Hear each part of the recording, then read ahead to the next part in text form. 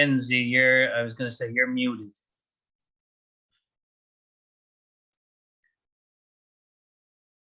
Oh, now can you hear me? Yep, now I can hear you.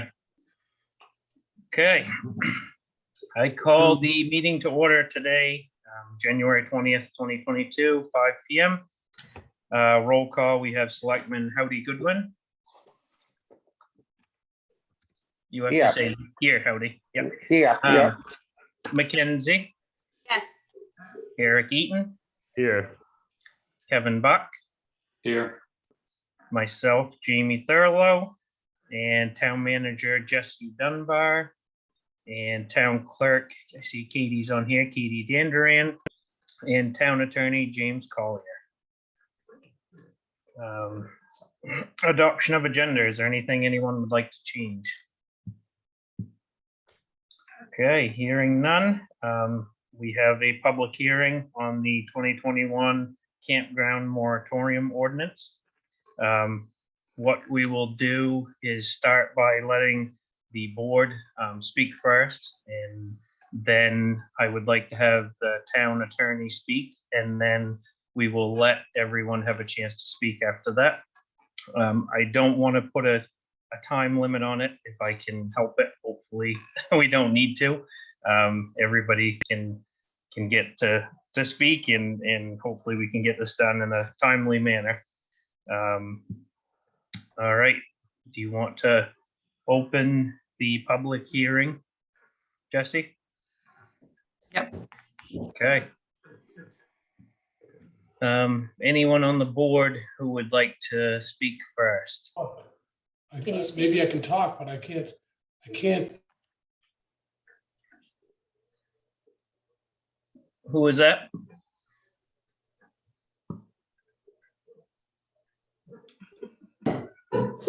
Jesse, can you hear me? Yes, I'm sorry, I was having some Zooming problems. I can hear you. You can hear me? Yep. And the whole world will hear us, as President Bush said. Are I you see ready? you now. Now I can see you. You see me, you can hear me? Are you Yep. ready for me? Yes, if you want to start, you can. Okay.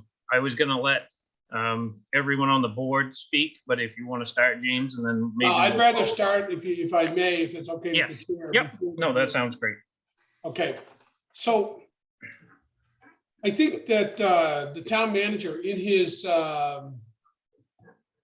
memo said what the law is.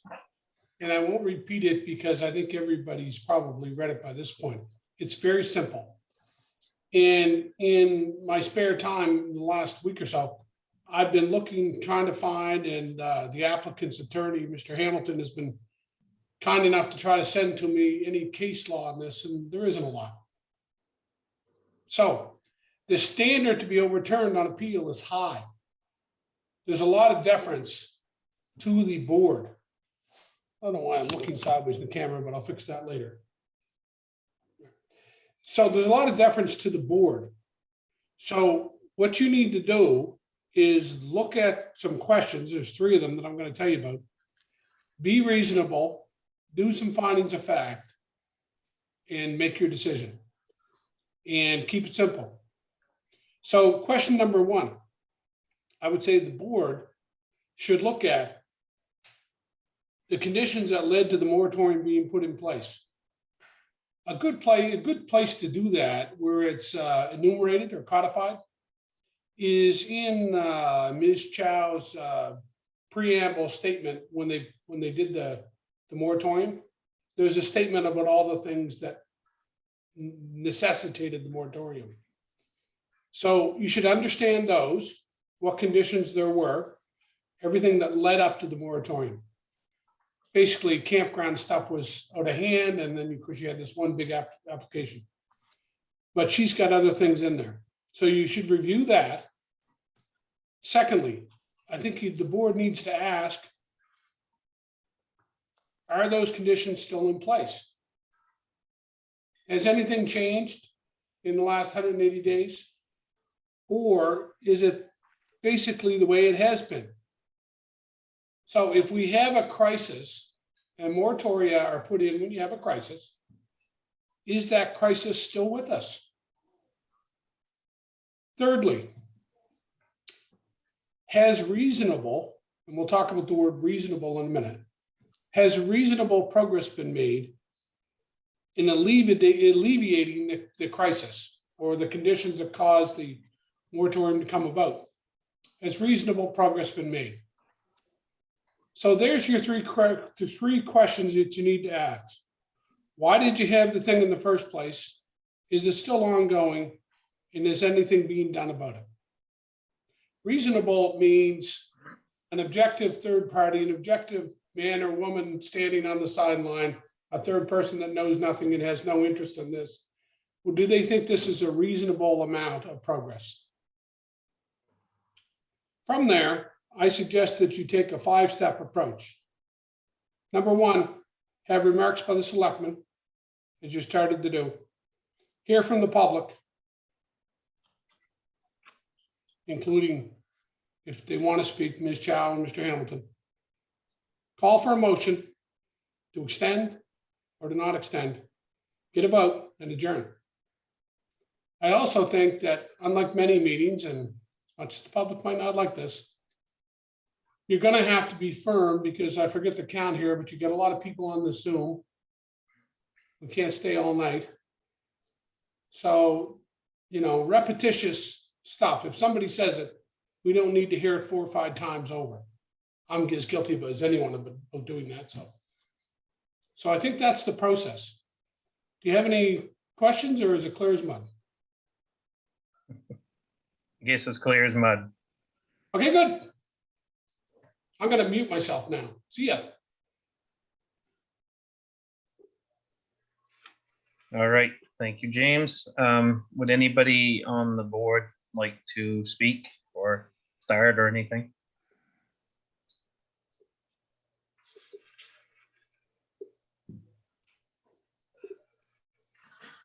All right. If you guys want to wait until until after we get public comment to do so, then that's fine. All right. I guess we will open it up for public comment. What you will So- do is to get, oh, sorry, Jesse. Yeah, do you want to explain it? No, you can go ahead. That's it. If you can anybody that wants to speak can press the raise the hand function on your device, and then we'll call your name as they appear at the top of the list and go through them. From there, I'll lower your hand as you're speaking, and if you could state your name and address when you speak.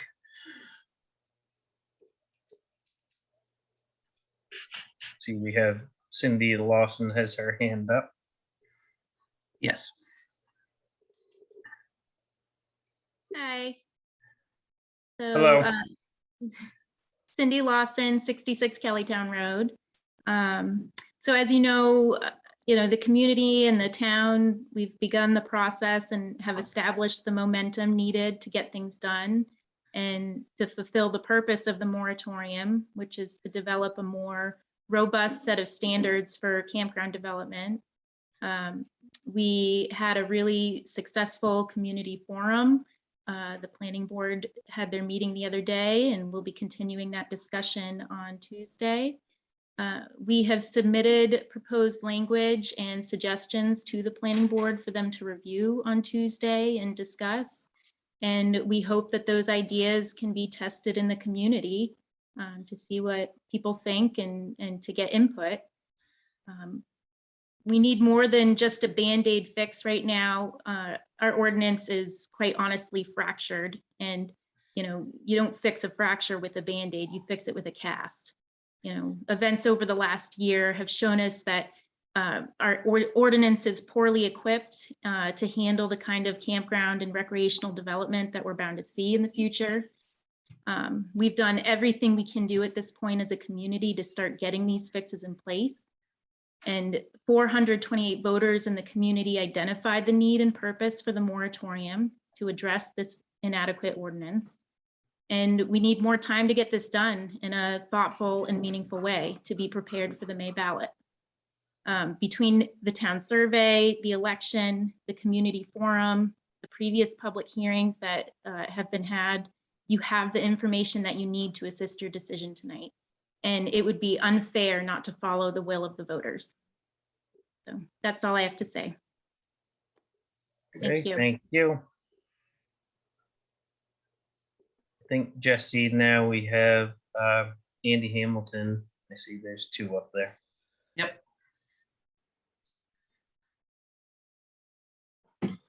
So I'm actually deferred to members of our AWL team that are each going to speak to their concerns. I would say that we have submitted materials in a cover letter dated January 19 that the select board should have.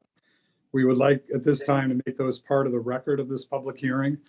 I agree with what Mr. Collier said. We need to look at whether conditions that led to the crisis, so the moratorium was put in place, is it continuing? And I want to address that. I also want to address his point, his question, has reasonable progress been made? I think that's the first question to start with. We observed two members of the planning board really comment on the fact that CTR had brought nothing to the planning board within the time frame. And the time frame is actually December 16, not January 29. There is a state law that provides that it is not possible to nullify a permit once 45 days passes from the date when the permit was approved. The permit was approved on November 1st. Therefore, 45 days from that is December 16th.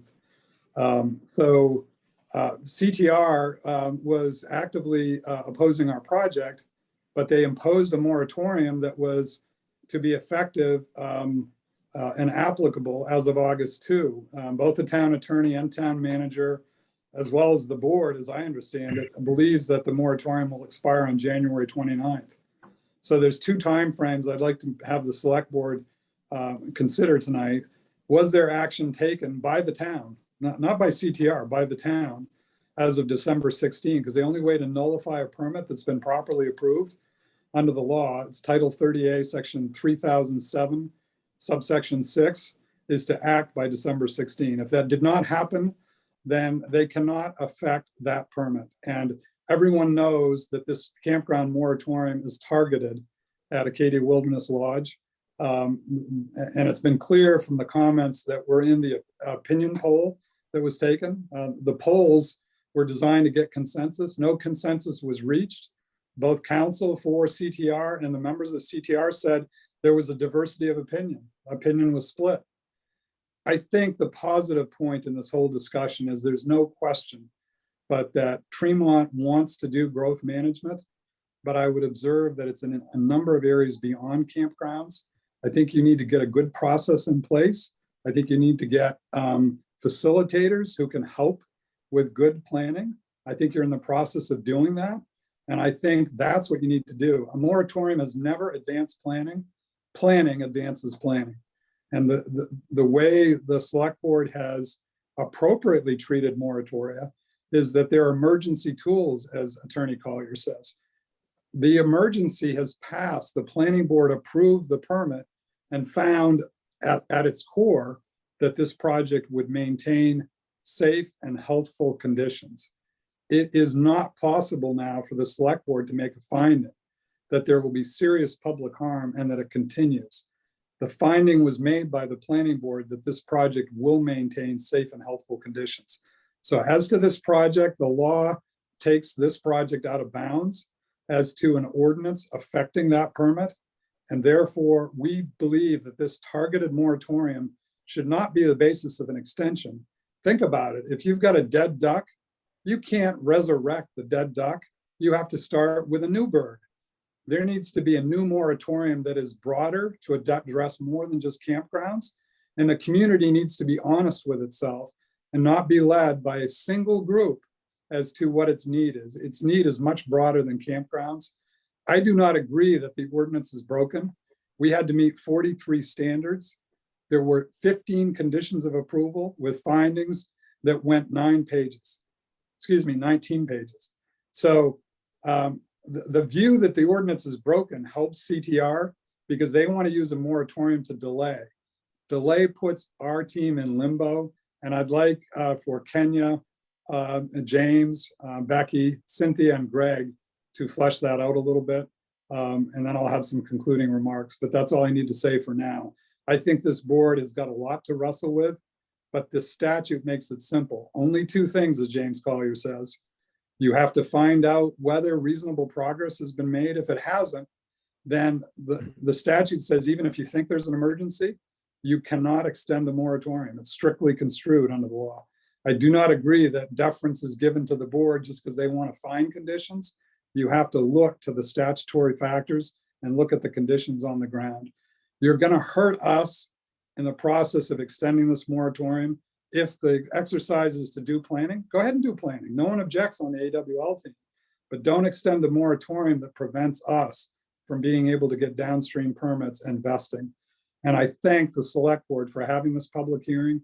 Very important. And I'm glad that you're taking a second look at this and having a very deliberative hearing. Thank you. We can wait for the chair of the select board to give direction as to when other members of our team should speak. We'll use the raise hand as Mr. Dunbar had directed. But thank you, Mr. Chairman, for the opportunity to address you. Okay, thank you. James, I guess you're in the hot seat now. I have a question for you about what Andy had said on dates.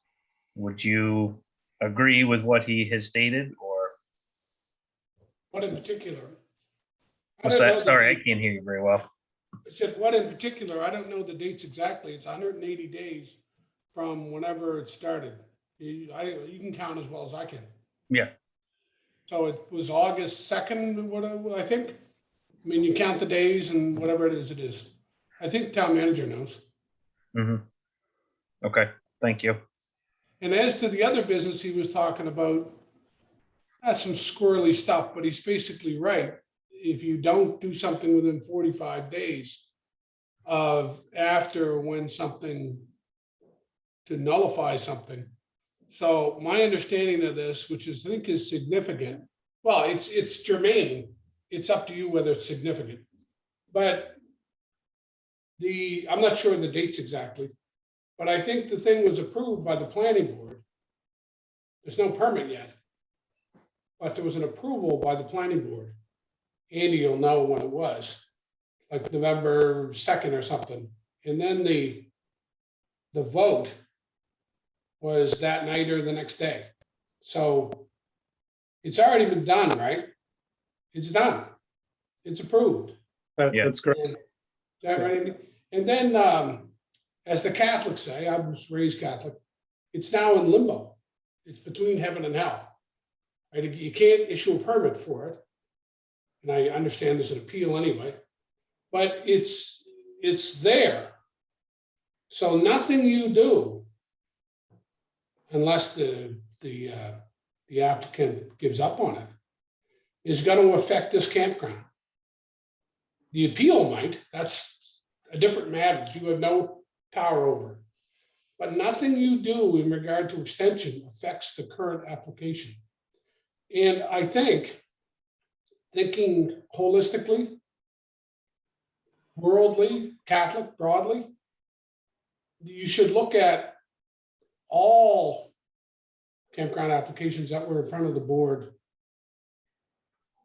the planning board, all conditions that led to the moratorium being put in. There was the one thing, the one application, but there were others.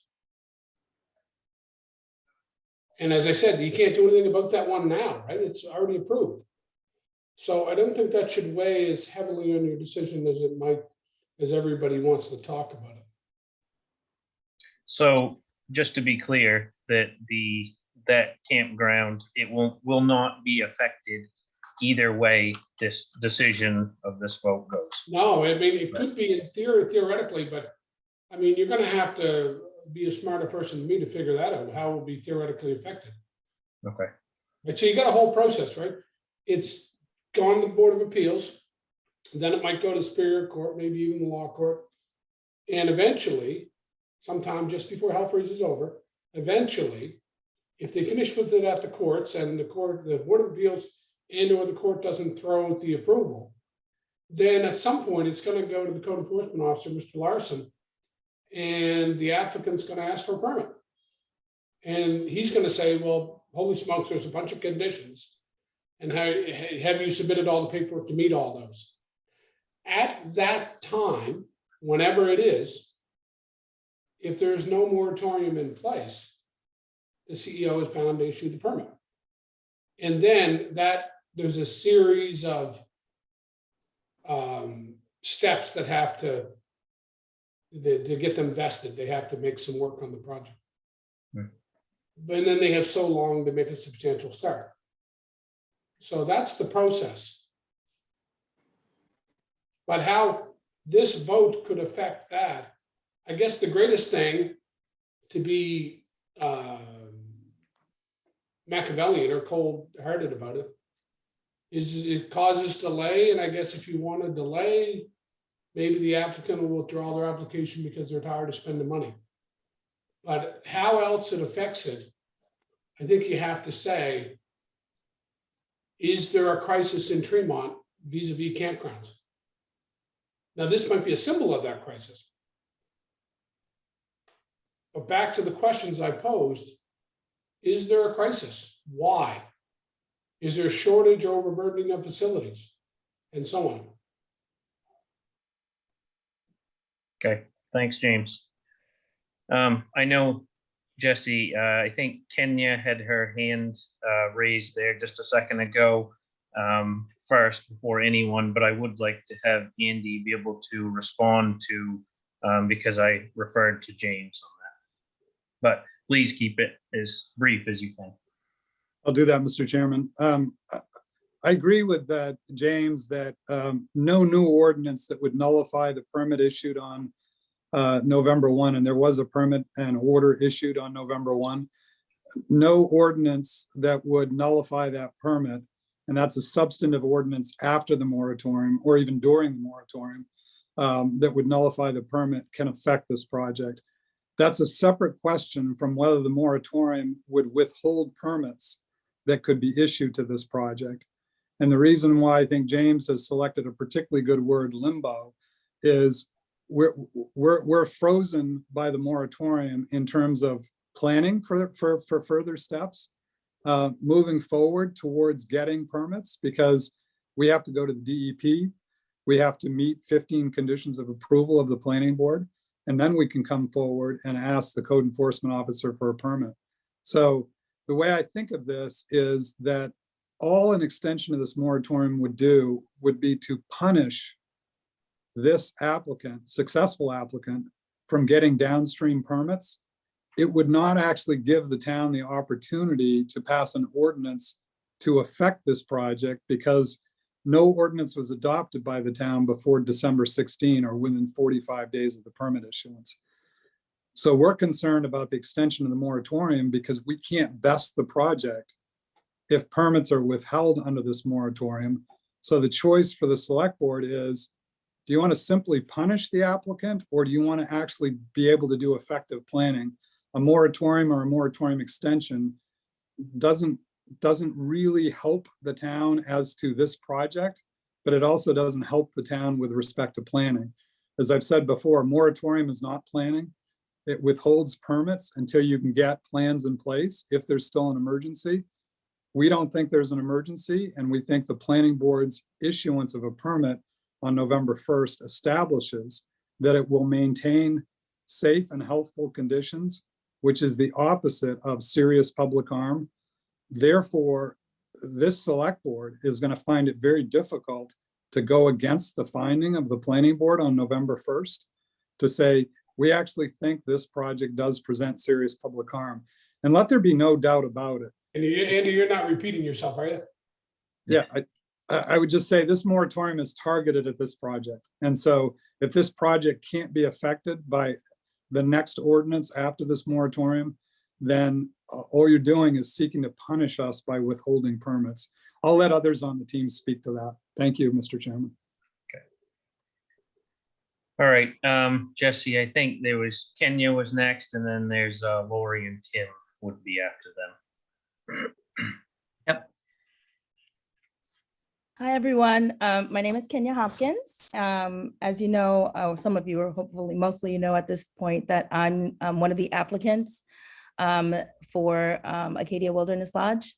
I actually right now am doing my husband a favor and reading a letter from him because he's on his way here and he asked me to read it. I don't know if you can hear my son in the background, but I'm going to try to read this letter for him quickly. But before I do that, I wanted to say really quickly that, you know, when asked, will this affect us? Will the moratorium affect us? It won't, is my understanding, affect our ability, our approval, because yes, we've been approved. Yes, the board has determined that our project is not a threat to the town, that it is not a crisis. However, just like any of you that have invested money into something, if you invest money and you've waited, you know, years without being able to get any return on your investment and you're in limbo and you're delayed, it really makes it so that how long can we stand without being able to recoup anything that we've put out? And so it really is financially hurting us at this point to continue to be delayed and punished when we've worked with the town to do things the right way. We've gone from 155 sites to 55 sites. We've done everything in our power to make sure that our project is an attribute to the town of Tremont, because it's where we want to be. It's where my husband is from, where he went to school, and we care about the town and we care about planning. And my understanding is planning does not need a moratorium. The moratorium is only hurting us. It is not stopping the town from doing what it needs to do to have good planning. So with that being said, I'm gonna go ahead and read the letter from my husband. Dear Select Board members, I was born and raised on Kellytown Road. I attended Tremont Elementary School. I attended Mount Desert Island High School. I furthered my education in Boston and Denver with the hopes to return home someday to raise a family and work. Since I started my career after college at 21 years of age, I have worked hard and saved as best I could. In 2019, my wife and I made a decision to pull together our life savings and risk it all on a new business and a new life for us and our young family back where it all started for me on Kellytown Road. Because this was my family and our life savings, we had to first make sure we were legally allowed to pursue our dreams. After many talks with town officials and our industry experts and advisors, we were told we could pursue our dream in my hometown. We as applicants have made every effort to do the right thing. We delayed our original application, costing us more time and money to hold 2 large neighborhood meetings and planning board hearings to ask what we could do to work with the neighbors and the town. After those meetings, we completely reworked our business model. Again, more expense out of our savings to do this. And we reduced our project from 154 to 55 and completely eliminated RVs, generators. We reduced the overall size to accommodate the concerns of Tremont residents. Again, this reduction of 2/3 means less income for us. But again, we wanted to do good. We wanted to be good applicants and work with this town. We then paid for peer review engineering firms and traffic study firms to come in as a neutral party to make sure the town could handle a project of this size. Again, more money, more of our life savings that we've spent for this. But we felt it was the right thing to do to show the town and the residents we meant good faith. The planning board did an extremely thorough and lengthy assessment of this project, which lasted many hours. And the planning board voted 3-0 that the project was legal and was in no way a serious public harm to this town or its residents. Still not satisfied after all of this, a small group of registered voters and many more seasonal property owners have pulled money together to try to stop our dream. The Concerned Tremont Residents Group forced the town's hand via petition and put a moratorium against campgrounds and specifically targeted our project and made it retroactive. Then after that is done, they started filing to appeal our 11-unit campground and try to take that from me as well. If our 55 unit campground is too large for the town and my 11 unit campground is too dense for the town, at some point, it's hard not to feel targeted. If this is all about good community planning, then please show me how the CTR group has compromised with us for the good of the community. I have moved the needle a very long way for the town, and this group hasn't offered any compromise to us to work with at all since the beginning. They haven't joined a single board to help the town since I applied for my first campground 3.5 years ago, but now it's an emergency. And not only that, they didn't have enough time with the first moratorium. So now they need an extension? In closing, I want you to think about the message this sends to myself, my children, your children, and any of the kids walking the same halls at Tremont Elementary as I did. I don't know how many in that CTR group walked those same halls, but this will tell them that if they have dreams and have a family, don't plan on having it in Tremont because your town won't support it. That's not a positive scenario for this town. This moratorium extension is not about good community planning. It's about stalling our project. And in the middle of a recession and a pandemic, as a business, we are bleeding out. We can't keep spending without the possibility of getting permits to start and assure the banks that cash flow is possible soon. As I slowly bleed out my life savings and my dreams of living closer to my family go with it, I am asking you to please put yourselves in my shoes and allow me the opportunity to have the shot to get permits and advance our project. We will address the appeals and we will address the planning board's 15 conditions of approval that we need to get our permit, but please give us the chance to do that. Lastly, please allow me the opportunity to come home and bring my beautiful wife, oh, that's so nice, and my 2 boys with me so we can start our future in Tremont. Back to the future, returning home. It is where my mind and all my efforts are. Thank you for all you do for the town, and thank you for the opportunity to speak with you. Respectfully, James Hopkins. And that's all I have for now. Okay, thank you. Jesse, next is Lori and Tim.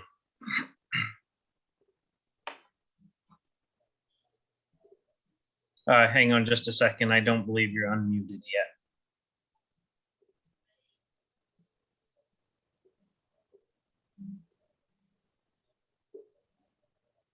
Okay, you should be good now.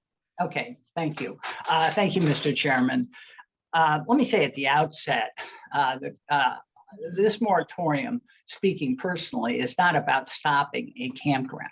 The condition that existed at the time that the moratorium was imposed was an absence of clear regulations about how development should take place. That condition has not been alleviated. There has not been any change that would necessitate relieving us from the moratorium. The condition persists. Progress can be made through the planning process, but until then, the town is exposed to unclear regulations which permit all kinds of development under conditions that are not specific enough to control it. And I think that's important to understand. I also would like to, at this point, defer to my wife, Lori. As I understand it, the issue before you has to do with extending the moratorium. The people who are here to speak tonight are not the planning board. We don't decide on detail. We don't set the ordinance. We don't interpret the law for the select board. The reference that Mr. Hamilton made earlier to the single group, we're not a single group. We are among the 2/3 of Tremont's voters at the election on the moratorium who voted for the moratorium. Mr. Collier made reference to the board's discretion, and you do have discretion. That is why we are here talking to you. And he made reference to the law's time-honored reasonable person standard. And I would only say that that reasonable person standard encompasses the notion of common sense. And what we all have before us right now is a complicated issue. And complicated issues take time. So I would ask that the board act in a common sense way tonight, support an extension of the moratorium, allow more time for discussion, and then we can move forward. Thank you. And I would add that I would like to, since we have heard from 2 of the 3 council present, that before we have further discussion in the context of a framed legal issue, that we hear from Council Spencer to set the legal table within which the conversation would proceed. Okay. Thank you.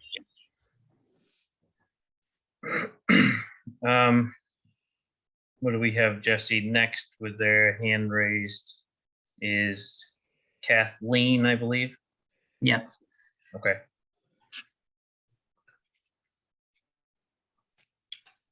Oops, there we go.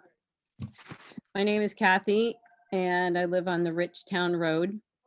And basically, I would like to share a letter that I recently wrote to the Planning Board and Select Board, specifically go into the public record of tonight's meeting. Dear Tremont Planning Board, Select Board, and fellow concerned citizens, I have attended recent public hearings, both in person and via Zoom, which have focused on Acadia Wilderness Lodge development in particular, and the questions it has raised regarding commercial business development in general in the town of Tremont. I have listened to the planning board ponder out loud about what those who voted in support of the campground moratorium might actually want. Stricter guidelines and environmental protections. Do we want less density? Do we want fewer large campgrounds versus smaller, more numerous campgrounds? Or do we want no additional campgrounds? I can only speak for myself, but I believe those of us speaking up on this issue are all witnessing and feeling the loss of community that comes from prioritization of greater short-term financial gain from housing tourists over that of housing working and participating and invested year-round community members. Dwellings have become a commodity rather than a place to live. How many glamour campgrounds does a town need so wealthy people from away can pretend they're camping on an island already exceeding summer carrying capacity? To me, the matter of whether the dwellings are tents or RVs or yurts or cabins or lean-tos or cottages or boats or even tree houses is irrelevant and obscures the more pressing question of how much growth do we want? How many more vehicles do we want on our rural roads? How much longer before MDI starts looking like all the places people are fleeing here from? I don't want more accommodations for tourists. I voted in favor of the campground moratorium last November because I feel strongly, in light of this newly proposed large campground development, that we as a town need to revisit the existing ordinances and the vague, outdated comprehensive plan that are being exploited right now to irreversibly change the character of this small forested coastal village that I have lived in for all my adult life. I would propose that the dwelling density for campgrounds, glampgrounds, recreational dwelling developments, whatever you want to call them, is no higher than what is allowed for any other subdivision.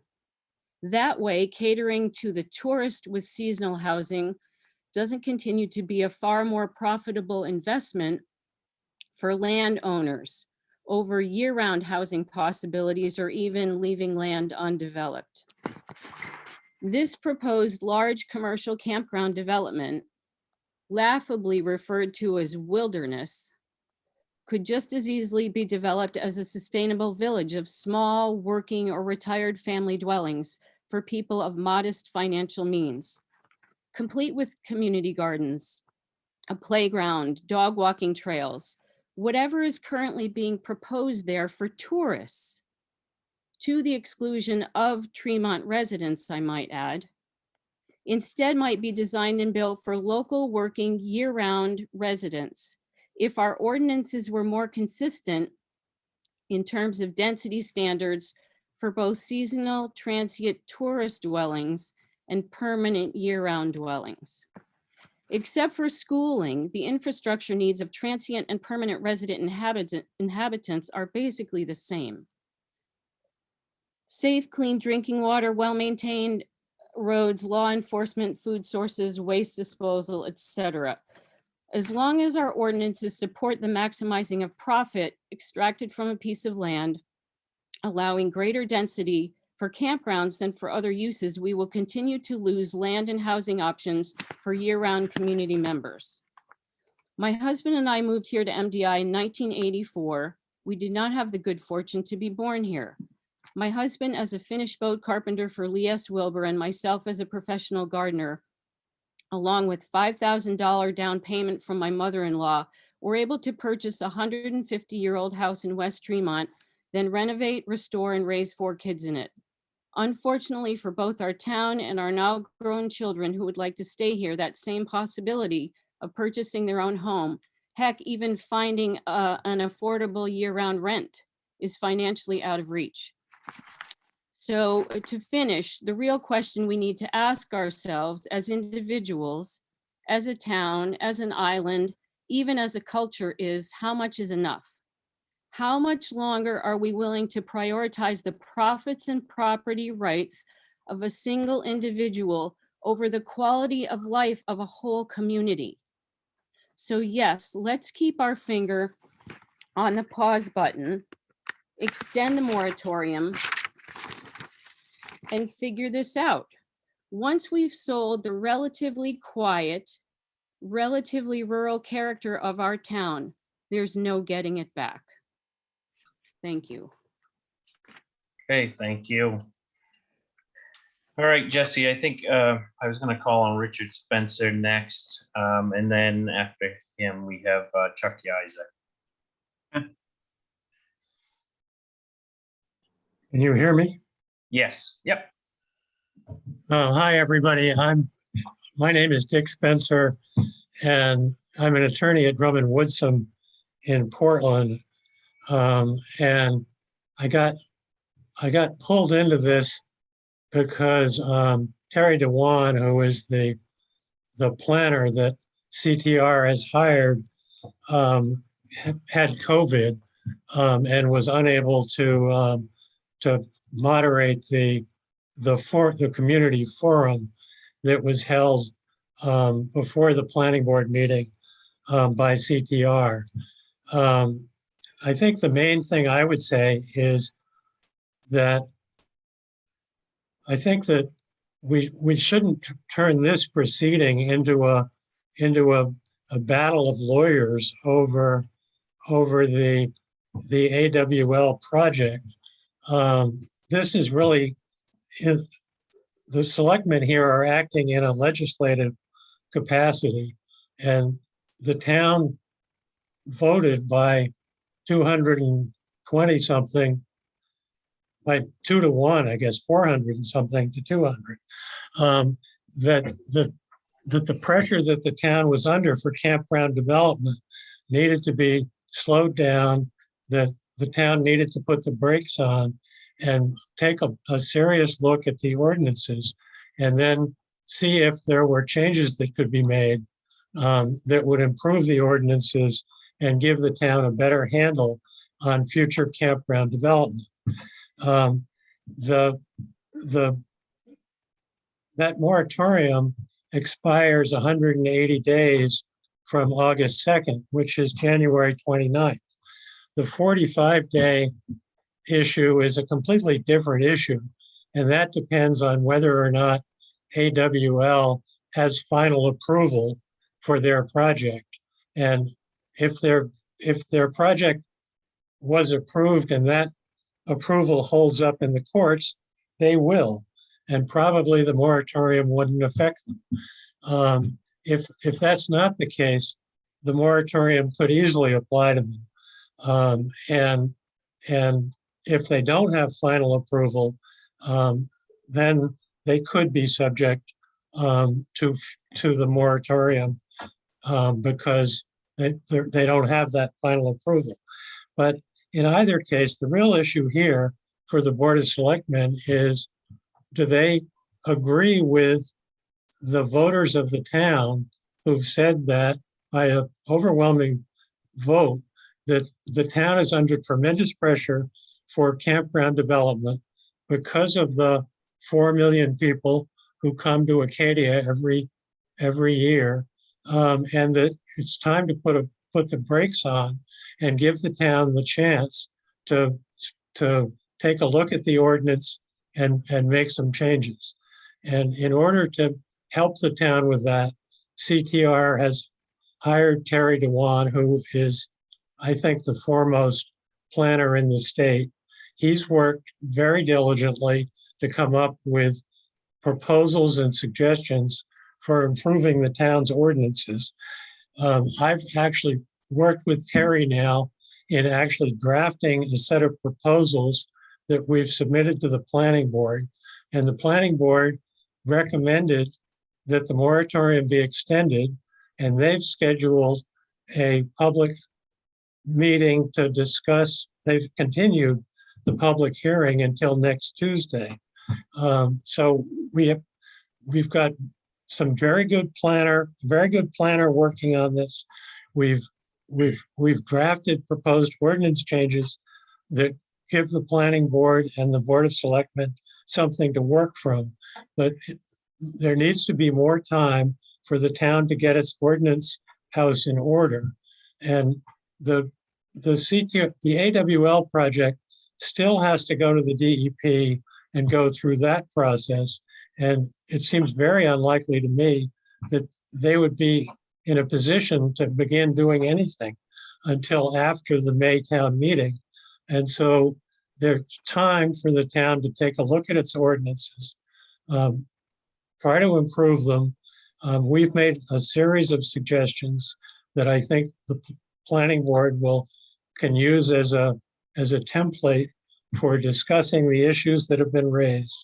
And I think the selectmen should recognize that by 2-to-1 vote, the people of Tremont voted for a moratorium in order for the town to get its house in order, so that the town can get control over this level of recreational development before it creates serious problems for the town. So that's all I would say at the moment. I would like to reserve the right to speak again if this thing devolves into legal arguments, but I really don't think the legal arguments are that relevant. I think it's a policy question that the selectmen should address, and really don't worry about the lawyers. The town, if the selectmen want to extend the moratorium, that's within their purview. They can look at the situation, say that more work needs to be done, and approve the extension. And the courts would honor that without question, particularly in view of the vote of the town, that by 2-to-1, the town said that that's how they felt. So this isn't a legal issue. This is really a political issue. And the town people want you to extend the moratorium and do the work that has been asked for. Okay, thank you. We have Chuck Geiser next. Remember, we're trying to try to be as brief as possible, everyone, just so I want to make sure everyone gets a chance to speak, and we're not here all night. Okay, go ahead, Chuck. Yeah, thank you, Mr. Chairman. Thank you, board. My name is Chuck Geiser, seasonal resident in Tremont, a taxpayer. I've been following this since the spring, devoting tens of hours to participating in meetings where I can, watching meetings, sending information to the planning board. I'm not a lawyer, but I am somebody who has about 20 years worth of planning experience in the municipal level, both as a planning commission member, chair, comprehensive plan chair, and now an elected official. I feel that to some extent, Mr. Hamilton has sort of commingled things to muddy the water, though I'm not a lawyer and I won't speak to that. I feel that he has misrepresented the CTR meeting that took place. It was an open meeting for everybody. There were approximately 60 people. Of course, there's going to be differences of opinion. The thing that everybody had in common is that they all knew there was a problem. There are problems with the ordinance. But yes, there are differences of opinion. Should we have 5,000 square foot per campsite or 10,000 square foot per campsite? That's what makes planning so hard, is that we do have differences of opinion. So I feel also that Mr. Hamilton kind of was laughable in the sense that he said he thought our ordinances were fine. He spent the majority of the last few months pointing out all the deficiencies and said, well, you know, if I was doing this in Bar Harbor, I'd have to do this, but you don't have that. So I don't have to do it. I'm not obligated to do it. I kind of found that point kind of strange for somebody to make. But my point is, as a planner, I do see deficiencies. I saw them during the planning process. I saw that there were not a lot of protections to help out the immediate neighbors in terms of feeling comfortable that their water source is not going to be compromised, and buffering, things of that nature. There are a lot of things that need to be improved in the ordinance, and it takes time to do that. As a planner, you know, we'll take pieces of ordinances from other municipalities and see how they work. And it takes a little time to figure out who they're helping and who they might be unintended consequences, who they're affecting. It takes time to work that out. We often reach out to other municipalities that have similar ordinances and say, hey, how did this go? You know, how did this work out? Did this work for you, or were there problems, and what adjustments need to be made? And to do it right and to do it thoughtfully takes time. So again, I'm not going to get into the legal part because I'm not a lawyer, but from a purely planning perspective, I think you really need to have the time to do it right. And I really feel like you need to have the extra extension to do it right and do the best job for the residents of the township. Thank you. Okay, thank you. Before I call on our next person, I would like to, James, did you have your hand up? Yes, okay, go ahead, James. Just briefly, Mr. Chairman. First of all, it is a legal matter. Title 30A, Section 4356, Sub 2. It's a legal matter. The problem giving rise to the need for the moratorium still exists, number one, and number two, reasonable progress is being made to alleviate the problem. I don't know about you, Mr. Chairman, it's now been an hour. If you could try to, I think it would be helpful, or I would suggest it would be helpful if you can get people to focus their comments in, not on the current application as much as they want to, God bless them, but on 4356 sub 2. The problem giving rise to the need for the moratorium still exists, or it doesn't exist, and reasonable progress is being made, or it's not being made. If we could hear something about that, maybe the board could make some findings on that. I think that might move you forward, you know? Yes, yep, okay, thank you. All right, Jesse, I think next is Wesley Siddon.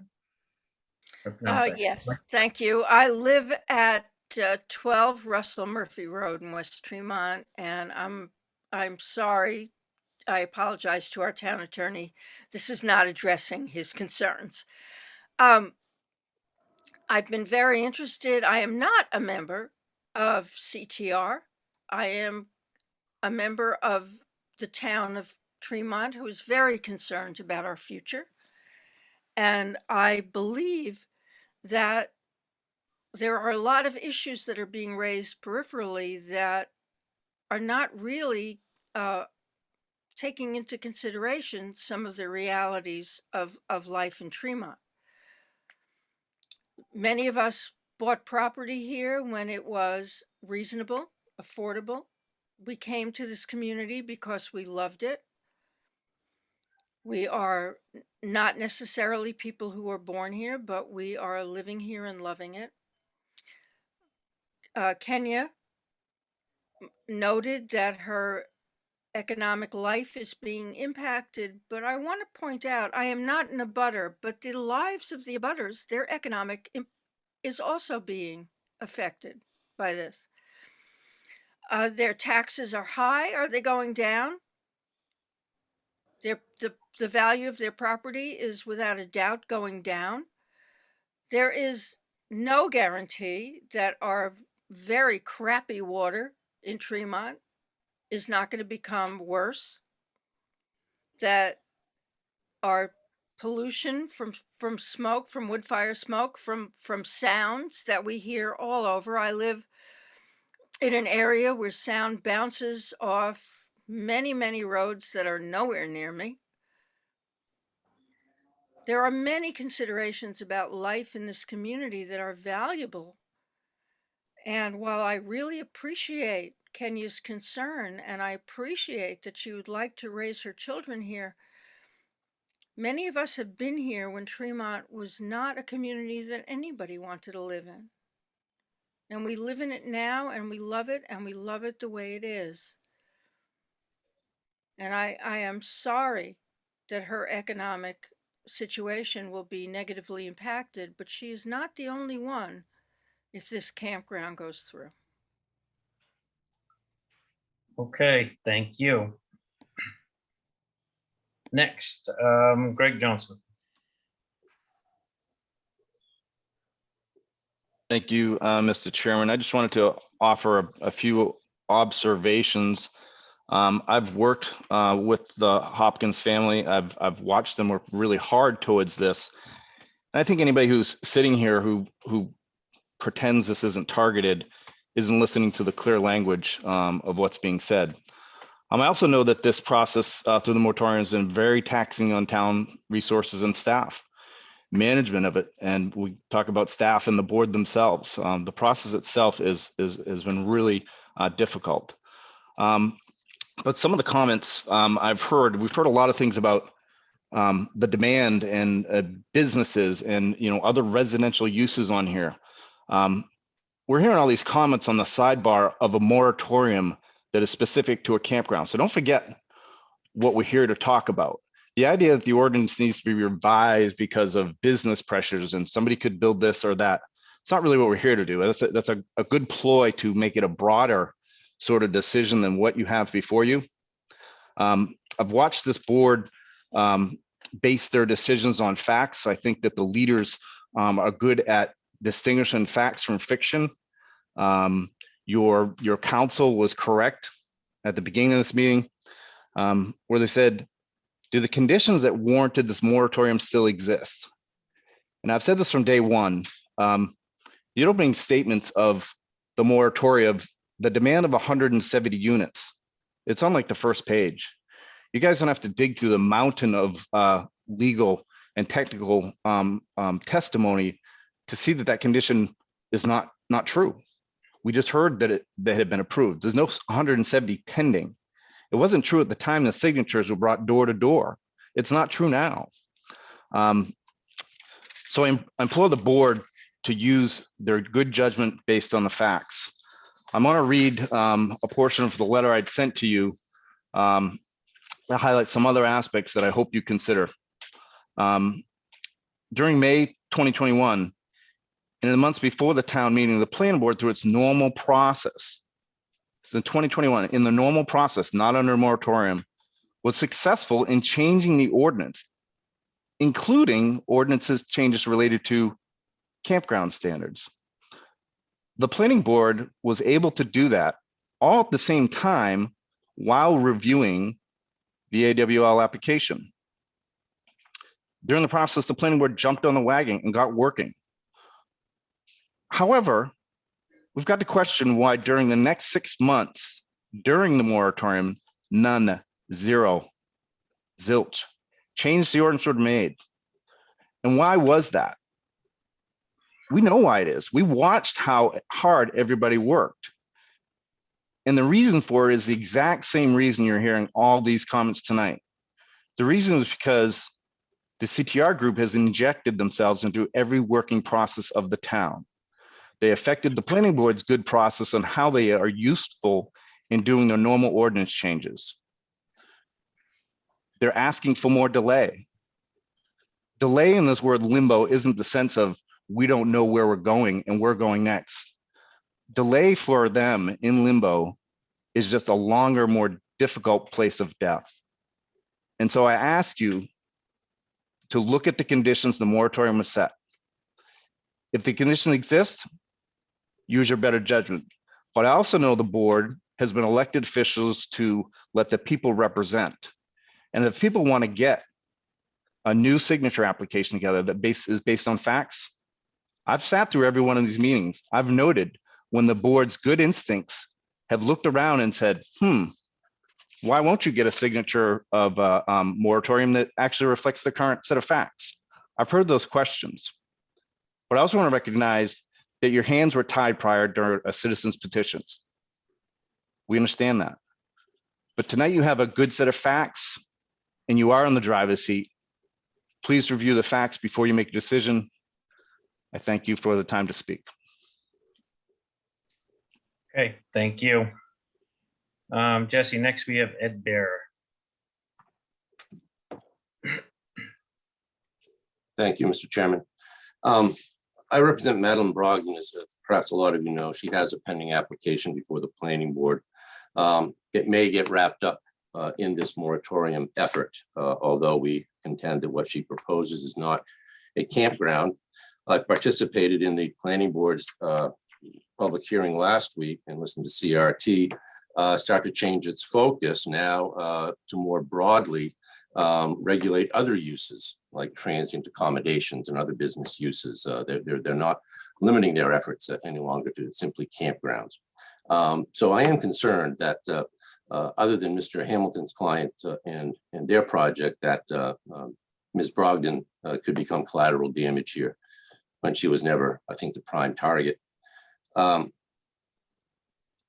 think the moratorium, and I won't repeat what others have said, at least not at length. I think the moratorium was based on assumed facts that never existed. The notion that people were signing a petition with the premise that there are 170 campsites with pending applications before the planning board was wrong. It plainly was wrong. If you apply those facts to the statute that you have to work with tonight, Section 2 says that the problem giving rise to the need for the moratorium still exists. I'd suggest to you it doesn't still exist, that it never did exist. And if the planning board, or if the town, select board and planning board want to make changes to their existing ordinances, you don't need a moratorium to do that. The planning board can continue its work. It doesn't need to have a moratorium in effect in order to do that if those changes are thought to be necessary. As Mr. Johnston said, those changes have been made in the past, and not the distant past either. Quite recently, in fact, the changes to your ordinance involving campgrounds have been made. And I think that the notion that your ordinances are lacking is just not the case. I represent a couple of dozen towns. Before I was a lawyer, I was a town manager. I can tell you that your ordinance is not lacking. It's robust. It's robust enough. We don't need to compare it to Bar Harbor, which is a town that I do represent. I don't think people in Bar Harbor are necessarily in love with their land use ordinance. And to the extent that yours may not be as many pages long as theirs, I think that's entirely irrelevant. It's certainly up to the task. I do want to cover one other thing. One of the select board members, Mr. Buck, is an active opponent to Ms. Brogdon's project. I think that to participate in this vote tonight, Mr. Buck would have a conflict. at minimum, a bias that should preclude him from voting to prevent at least the appearance of advocating or promoting his personal agenda, which is to see to it that Ms. Brogdon's development never occur. He's been an opponent to every iteration of the applications that she has filed. And I don't agree with Mr. Spencer that this is purely a legislative process. I think it's quasi judicial in as much as there are standards set forth in the statute that the board has to apply, much like a judge has to apply standards when making a decision. And so making a formal request that the board consider Mr. Buck, making a formal request that Mr. Buck step down, and if he won't, that the board vote on whether he has a bias or conflict. Thank you. Okay. Kevin, would you like to speak on that, or do you want to just wait? No, sure, I'd be glad to. First of all, I'm kind of wondering where he's getting his facts. I don't believe I've ever publicly stated opposition to it. But some of the insults and lies and accusations that his client has put out there do make it very hard to be unbiased. But I'm really curious why that would be relevant since he's not a campground. So I'm curious whether he actually knows a campground and he's trying to play both sides. I honestly don't have my mind made up one way or another on this moratorium. I'm here to listen. I'm very glad to put it to the board if you think I have a conflict. Or I'm biased, excuse me. Okay. All right. Before we start with the next people, please, I don't want to have to put a time limit on everyone, but please be as brief as possible, and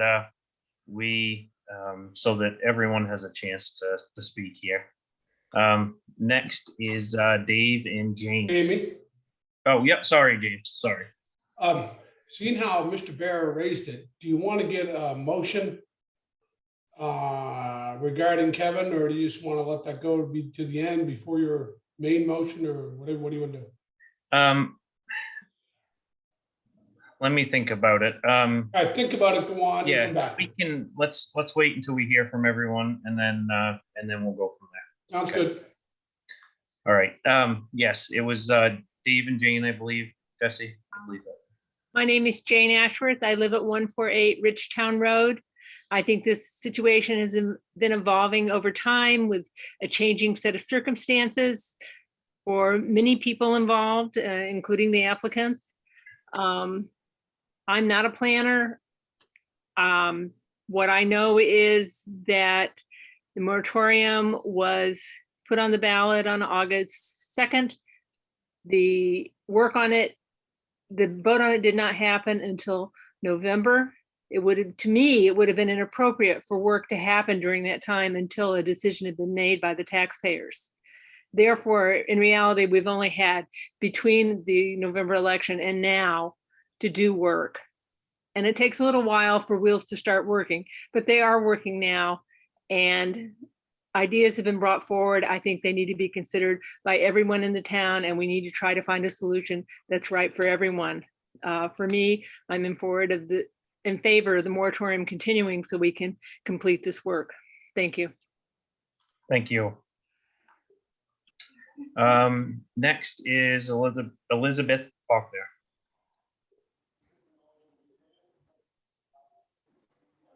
Can you hear me? Yes, yeah, I can hear you. Okay, great. Thank you, Mr. Chairman. I'm Ed Davis. I've lived in Tremont for 75 years, and I'm going to keep it brief. I just have a couple of comments. First of all, I'm not being paid to speak tonight. I'm just an ordinary citizen here. And I was one of the people that signed the moratorium. And the reason that I and 428 other people signed that moratorium was that we realized that the ordinances were not going to protect people in the residential community. This campground was being put in a residential area. And us as residents realized we have really no protection. And so 428 people signed it. And what they said was, we would like changes. And that is being done. Work has been done about that already. There's been language put together, there's been ideas, there's been community forums, there's been a planning board public meeting, and progress has been made. It takes time. The reason this moratorium needs to be extended is because if it isn't, another campground will be on the docket for the planning board come the beginning of February. And this is exactly what the residents of Tremont do not want. And so the only way to prevent another campground from being put before the planning board is to have a moratorium.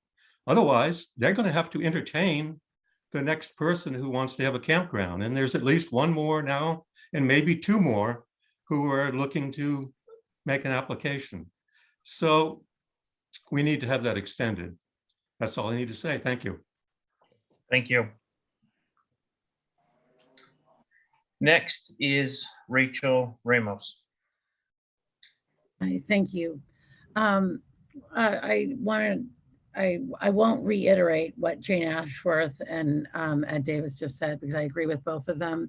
But I do want to make the point that given that 428 people said that they wanted this moratorium to be put in place so that work could be done, and all this work is happening, I do want to say that I hear that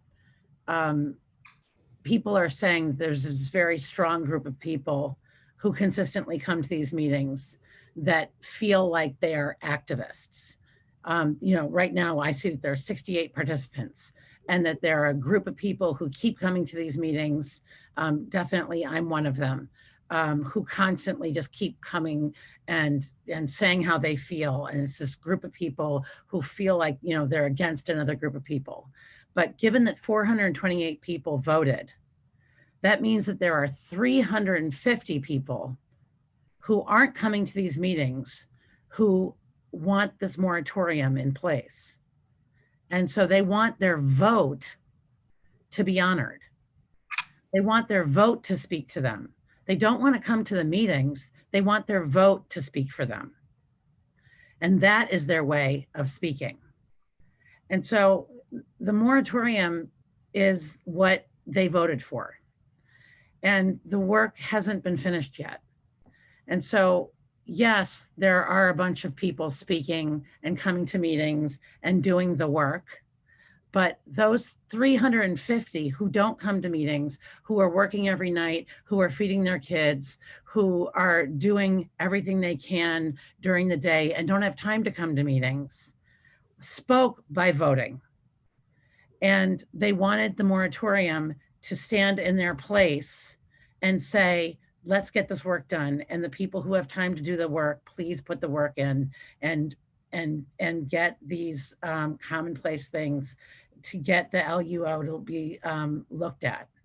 And so that work hasn't finished yet. And so I really think that we have to honor those other 350 who are at home feeding their kids right now or at working double shifts and get this work done, because otherwise, what are we saying to them? If you don't come to meetings and speak all night, then we're not going to honor what you just voted? Because that's 2/3 of our community. Thank you. Okay, thank you. Next, we have James Hopkins. Thank you very much. My name is James Hopkins. I'm one of the co-applicants for Acadia Wilderness Lodge. And I just wanted to circle back to kind of what Mr. Collier had spoke about on the 2 points here. This vote that went around, the moratorium that happened, we're talking about something that was so far different than what we're looking at currently. So anybody that signed that thing is thinking there's multiple campgrounds coming in, massive amounts of sites, and that's just not what we have.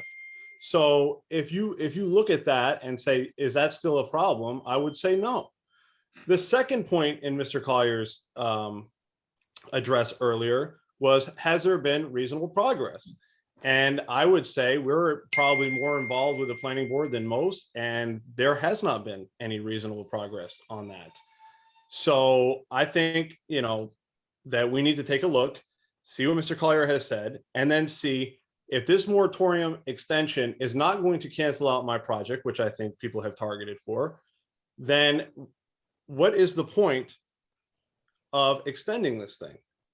It's not going to stop you from planning and coming up with new ordinances. You guys, I would love to even join in on that. I want to move back to the town. I want to make Tremont better. But why are we extending a moratorium? We can still plan without it. And I don't know if there's any other campgrounds coming in, but I can tell you the process to put one in is not easy because I've been involved with it. So if there is a campground coming in and they can get it in faster than 180 days, then I would like to see how, because I haven't been able to. So again, I don't see the rush in doing this. And I guess what I'd like to find out is, at what point can my selectman look me in the eye and say, James, we expect you to not be able to go to work, sit in limbo, pay bills, pay electric bills, pay bank bills, and then not go to work. At some point, you've got to give me the shot to go to work. And you have a planning board who has unanimously told you this project is not a harm to the town and is 100% legal. So that's all I wanted to touch on. I wanted to zero us back in on Mr. Collier's points. And thank you so much for your time. Okay, thank you. All right, Jesse, next we have Edith, I believe.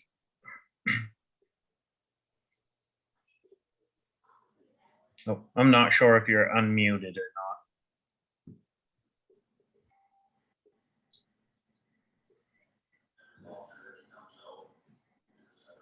I believe you're Okay. still muted. Here, There you here go. I am. Sorry about that. I'm Edith Harkins, seasonal resident, taxpayer. I see things very differently. I did vote for the moratorium. I would vote for it today if the circumstances were the same, so that I do believe the problem still exists. I think there has been progress. I don't feel as though I'm part of a monolithic or obstructionist group. I think my family has been in Tremont for generations, and I have a genuine wish to have the community do thoughtful, reasonable planning. And I think the extension of the moratorium is necessary for that. And I think the requisite progress has been demonstrated. And as I say, I believe the problem still exists. Thank you. Thank you. All right, Jesse, next we have Josh Earlswood. How you doing? Thank you. I just wanted to start by saying that, so first, seasonal resident on Dick's Point, lucky enough to be part of a family that's been coming to Tremont for over 50 years. And I'm here to urge you to listen to the groundswell of citizens, voters and taxpayers, as well as the planning board, who is recommending to extend the moratorium, that see voters, 428 voters, were not tricked into voting for a moratorium. They see campgrounds as an existential threat to the way of life here. And I am part of CTR, and we have been working with some of the leading professionals in municipal law and planning in the state to try to gather input and provide some recommendations to the planning board. And I wanted to say, before we were lucky enough to be represented by Dick Spencer and Amy Chow, we were making some other calls to potential attorneys, and I spoke to one who didn't have time to take the case, but was so interested in what was going on here on the quiet side that they listened really carefully, and they reviewed materials, and they shared this quote, "I have to say that based on a general review of the land use ordinances, it is one of the most primitive and poorly worded ordinances I have ever seen in my career. I'm sorry you are saddled with it. You and like-minded residents should do your utmost to amend the ordinance and improve it to the quality of the vast majority of Maine municipal land use ordinances." Suffice to say, they had a long career, an illustrious one in the state. So that's the crisis. The quiet side deserves better ordinances. and they can't come fast enough. And the quiet side could be lost before the planning process is complete. The largest developments, the greatest overloading of residential zones can be held off by extending the campground moratorium. In CTR, we're not going to get caught in this catch-22 of why aren't you doing the work, or you did the work, but you're a special interest. We need to be fair to the 428 voters. They weren't tricked. They want a moratorium. The conditions are still the same. Please extend the moratorium. Thank you. Thank you. All right, next, Jesse, we have Gabrielle Graham.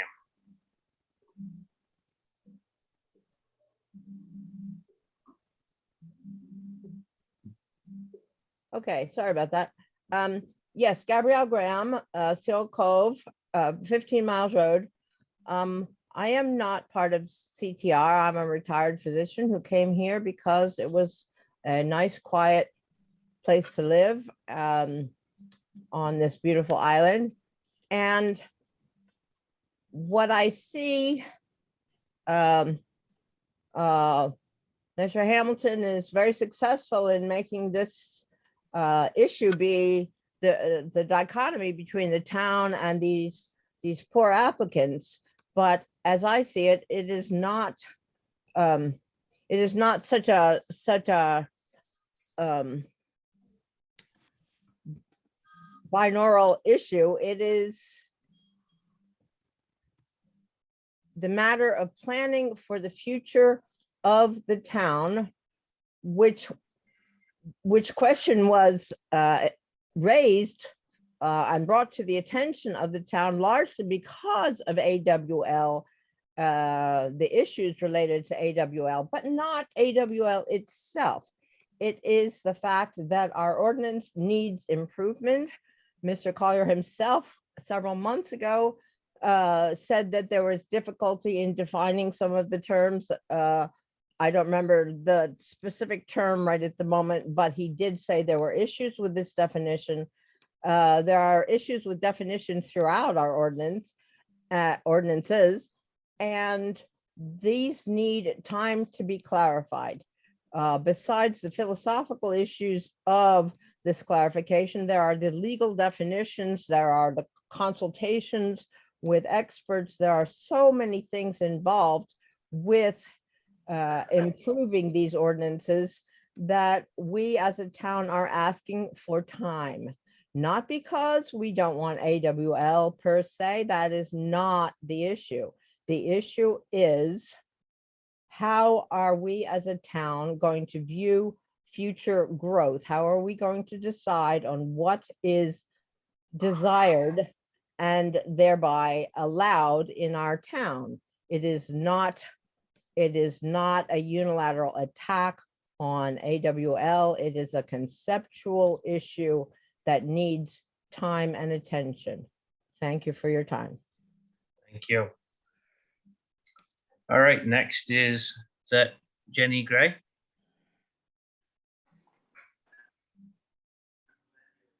Hi, I'm not very good at talking in front of everyone, but I have a few things that I would like to say. One, I don't believe in extending this.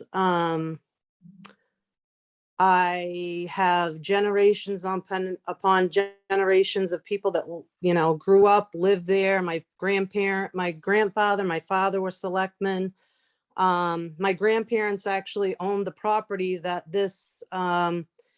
that the Hopkins campground is trying to go in, and they would be so extremely excited and proud that one of the kids, a kid from Tremont that grew up here, come back, wants to bring his family here. And as far as, the lady that said that she came here and chose to live here when no one else wanted to live here in this community, I don't have any idea what she's talking about, but I'm proud to have grown up in Tremont. I'm proud that kids that go to Tremont, they go away, they get their education, they want to bring their kids back. And they went through all the proper channels. They went to the town, they've been in communication with the town, they've gone to the planning board, they've done all this. And you don't need to extend this and you're still we should have been looking at this for years. So it's not something you always want to be looking at what your community can sustain and this and that. We have two other campgrounds in there. I don't feel that they've had any negative, I hate to tell you, but if the people that come to the island, whether they stay on the side of Tremont or not, they're gonna drive into Tremont. They're gonna bring their cars over. It doesn't matter if they're staying there or not. So I don't know I don't know. Anyway, I feel like the Hopkins have gone through the proper channels and I don't think this needs to be extended. And that's all I have to say. Okay, thank you. All right, next we have Becky Hopkins.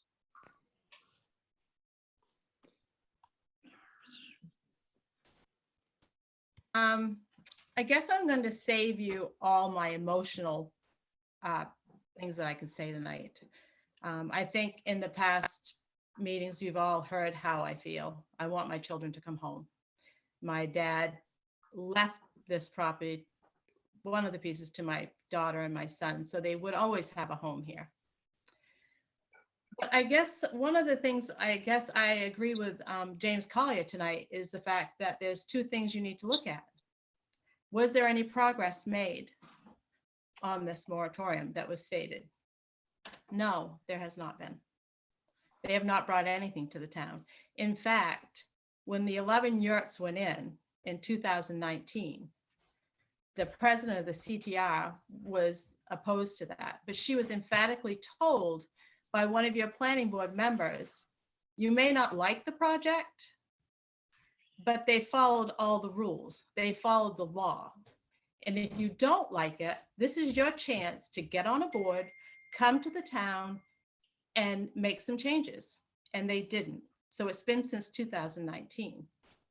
So by putting my son in limbo and draining his bank account is not going to change the fact that the town still needs growth and they need planning. And we all want to work on that. In fact, one of the things I think that this group would be more interested in would be affordable housing and how strict the zoning laws are for that. I also disagreed with one of the people here that said that we have broken ordinances. I don't believe we do. I have sat through hours and hours of planning board meetings for this project. And even as an applicant, I could get frustrated with the board, but as a taxpayer, you should be pretty proud of your planning board. They put us through the paces. They made us answer every question to ensure that this project would be safe for all the neighbors and all the townspeople. We had to hire many different neutral engineers to recheck all of our findings, and they didn't find anything wrong. They said it was fine, it's safe. So there is no emergency. There is no threat to the town of Tremont. And if I understand right, the 45 days is up. The campground can still proceed. So putting us in limbo does nothing but drain our bank account. And that to me is targeting. I guess I want to close at that. I just think that when people come to these meetings and say that our boards are not doing a good job, you're wrong. They are doing a good job. They are doing everything that citizens ask them to do. They're protecting their town. They're putting their town first. The only thing this moratorium does is bleed out a bank account of a family that wants to come home, wants to raise their children here. So thank you for your time. Thank you for the work of the planning board. We appreciate everything the town has done so far for us. Thank you. Thank you. All right, Jesse, next we have Sarah. Hi, how are you? I'm Serafina. I'm a year-round resident. I live on Carver Road in Seal Cove. And I'm not going to get emotional on this. I'll try not to, but honestly, it has been a lot of work on everybody's part as we continue through these meetings. And tonight really is not about pointing the finger or trying to win a legal argument. It's about us as taxpayers and residents that want to, maintain the town that we've, grown to love. So it's has nothing to do with, pointing the finger or trying to stop another campground. It's about taking a pause so that we can actually, plan accordingly in, a methodical way. So that's all I have to say. Thank you. Thank you. Next is Ken Gott. Hello, Chairman and Planning Board. I really appreciate all you people have done for us. Not an easy job. Ken Gott, I'm on Harbor Drive. I've been here 27 years and has many family ties. I've been coming here since I was a kid. We've all seen the overcrowding on the island, especially over to Acadia. And we're just hoping that we can keep Tremont under control as well. I am in favor of the moratorium until we can work out all the details. I've seen other applicants come up in location, buffering, traffic flows, noise, water runoffs, water tables, sewage, trash, smoke. All these are concerns. Buffering away from residential homes is critical to prevent disturbances to our neighbors. I think this should include not only campgrounds, but any transient lodging of any kind we need to take into consideration. It's just a tough job for you guys, and I feel for you, but I hope that we can get it all worked out and get the details worked out, and feel we need a little bit more time. So let's keep the quiet side quiet, and thank you very much. Okay, thank you. Next, we have Sheila Edison. Hi, good evening. Sheila and David Edison, Barnacle Landing, Seal Cove, full-time year-round taxpayers. I just want to make one note of interest to me has been the original AWL campground did slide through. But the thing that has irked me the most has been the change in the size of each of those individual dwellings, how that happened, what that confusion was. That still is like a craw in the local community's neck. And it's an unresolved conflict in my mind from what was approved. I think the voters have spoken. And the voters want to give the planning board the time to make the progress that they're working steadfastly with the input of the local community. And I think I can sum it up in my mind by looking at the two sides of this, who in fact has the best interest of the town and the community at heart. And I think that we have to really look carefully at the future of Tremont and how we want it represented, and give the independent, the groups, the public, and the town community groups a chance to do the work. Thank you. Thank you. Next, we have Carrie Seavey. Hi.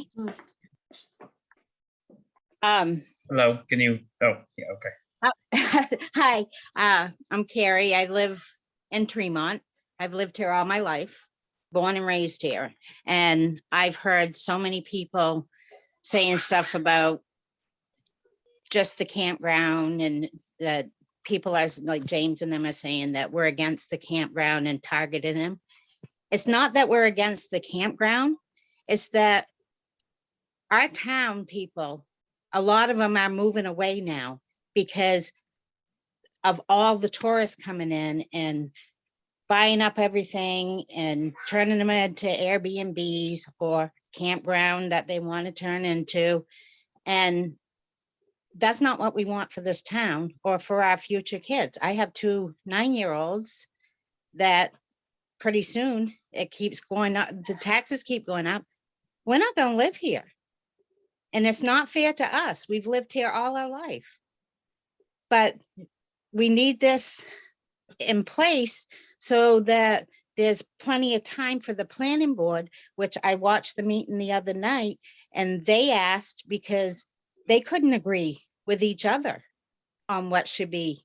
So if they can't agree and ask for more time, why should tonight we just put this through when the townspeople have spoke, the planning board have asked for more time? I just don't think is right how things are being handled. And I've heard so many people say that, oh, it's the people coming from out of state and stuff that and don't live in this town that don't want this campground. That's not it. The townspeople don't. There was 428 townspeople. And you look at how many are born and raised here that doesn't want it. So I think that we really need to give this time to actually have a good plan on what we need for the town and what we want for our town. And if you push it through tonight, we don't have time. And this town's going to fall apart. And it's sad. That's all. Okay, thank you. All right, next we have Terry DeWan.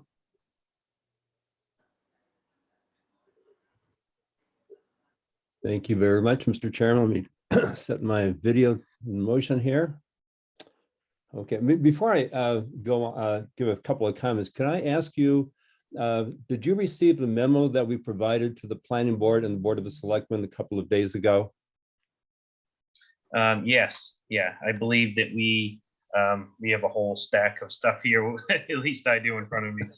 It is in with that, yes. I'm not Okay, sure when we received it, but it is in front of me right now. Okay, I wasn't sure whether or not you're aware of all the material that that CTR and other people have been preparing. So I'll keep my comments relatively brief. As you probably know, on January 6th of this year, we had a community forum using the power of Zoom to engage over 60 people looking at some of the broader issues that led to the moratorium. It was a wonderful example for people to participate in the planning process. There was not unanimity. Andy Hamilton's absolutely right. We did not come to consensus. But what we did, though, is realize that there are many options that could be explored in terms of density, in terms of minimum lot sizes, in terms of number of units, and so forth. And what we presented to the Board of Selectmen and the Planning Board is an initial attempt to try and get to the heart of some of the issues and prepare workable ordinances and workable language for both the process that you go about to approve a campground or any type of recreational lodging facility, and do it in such a way that everyone feels that justice has been done and there's certainty in the ordinance going forward. So with that, there's one portion of the document that I would like to paraphrase to you. In doing this work, we've established several different purposes for the work. First is to provide the town with workable regulations for campgrounds and related activities that prevent serious harm from excessive campground development. Secondly, remove the ambiguity that seems to be present in the current ordinance. Third, give the Planning Board and the Board of Selectmen clear metrics to evaluate development proposals in the future. Fourth, to give abutters and other property owners assurances that their property will not be adversely affected by campgrounds or related developments. Fifth, to provide potential campground developers with unambiguous language regarding the town's requirements and standards and the processes they will have to follow for site plan approval. And lastly, propose ordinance changes that should have no effect on traditional uses of land within the RB zone. We did have the one public forum. It was pointed out to the planning board when we met with them last week that if they like the approach that we're taking, getting people involved in the discussion, to continue that process. Once we have a number of options, for example, for what the minimum lot size should be, or minimum density should be, or maximum density should be, then we'll pose those questions to the town, to the townspeople as a whole, not just CTR members, but anybody who wants to join like we did the last time. And doing such, make it a very representative process. Thank you for your time. Okay, thank you. After he mentioned about the public forums, it just reminds me of how things should things should go in order here. James, do you have any 2 cents on like how things should go as far as the planning board in these? We keep hearing about these public forums. I know they're not town meetings. These are private, but they're open to the public. Do you have anything on that? Well, there's very little case law on this, and I think reasonable progress. Now, admittedly, I'm a small C conservative person, and I'm a zoning lawyer, municipal attorney. I see progress as being through the regular channels. Planning in the town of Tremont, in the 22 years I've been involved with the town of Tremont, planning goes through the planning department, and that is the planning board, assisted usually by the code enforcement officer and or the clerk or another staff member in the town. So planning goes through the planning board. As far as groups, well-intentioned or evil intentions, whichever they are, doing stuff outside, God bless them, right? God bless them. They have 1,500 meetings. They solve the problems of the world. I think that amounts to nothing. It's public interest for sure. But the trouble with all things like that, it's like polls, right? When you take a poll, who you're polling, who's doing the polling, is it push poll, what's the wording of the poll? In Bar Harbor, they have a nice woman, one of my neighbors, St. Germain, and she does some work for the town in polling that they use. They don't make decisions directly on it, but they're very careful with what she does, and then it feeds into their process, but decisions are made at the appropriate board. So I just want to say that I think progress, if I was the board, I would look to things that the board has done, things that the planning board has done, things like that. Okay, thanks, James. All right, next we have Allison Hopkins. Hi, my name is Allison Hopkins. I'm a sister of the applicant James Hopkins, and Kenya is my sister-in-law. I'll keep mine short in respect of your time, because obviously I'm in agreement with the comments that they made. But I will say that through the discussion, I just wanted to note that the planning process, the moratorium is not the right point of entry to a planning process, and that the information in the moratorium is not accurate and was misleading. Inadvertently, we had people come to us and talk about a water park that was going in, or things that they may have heard through this process through that, and it was false and misleading.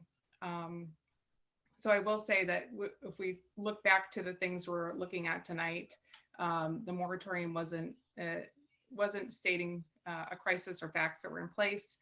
And I'm in agreement that no reasonable process through the boards have been made.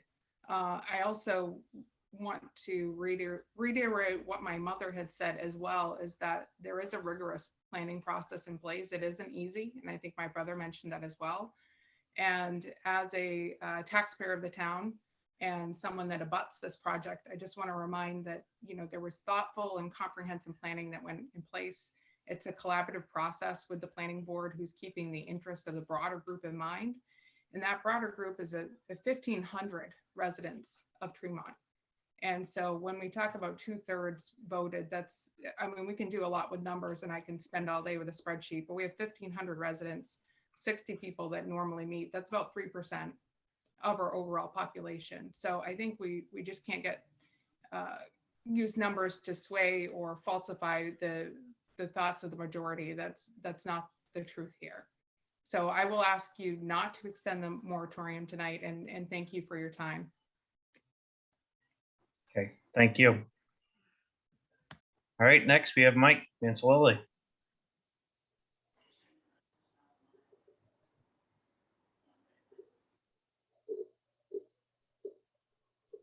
I think you must be still muted, Mike.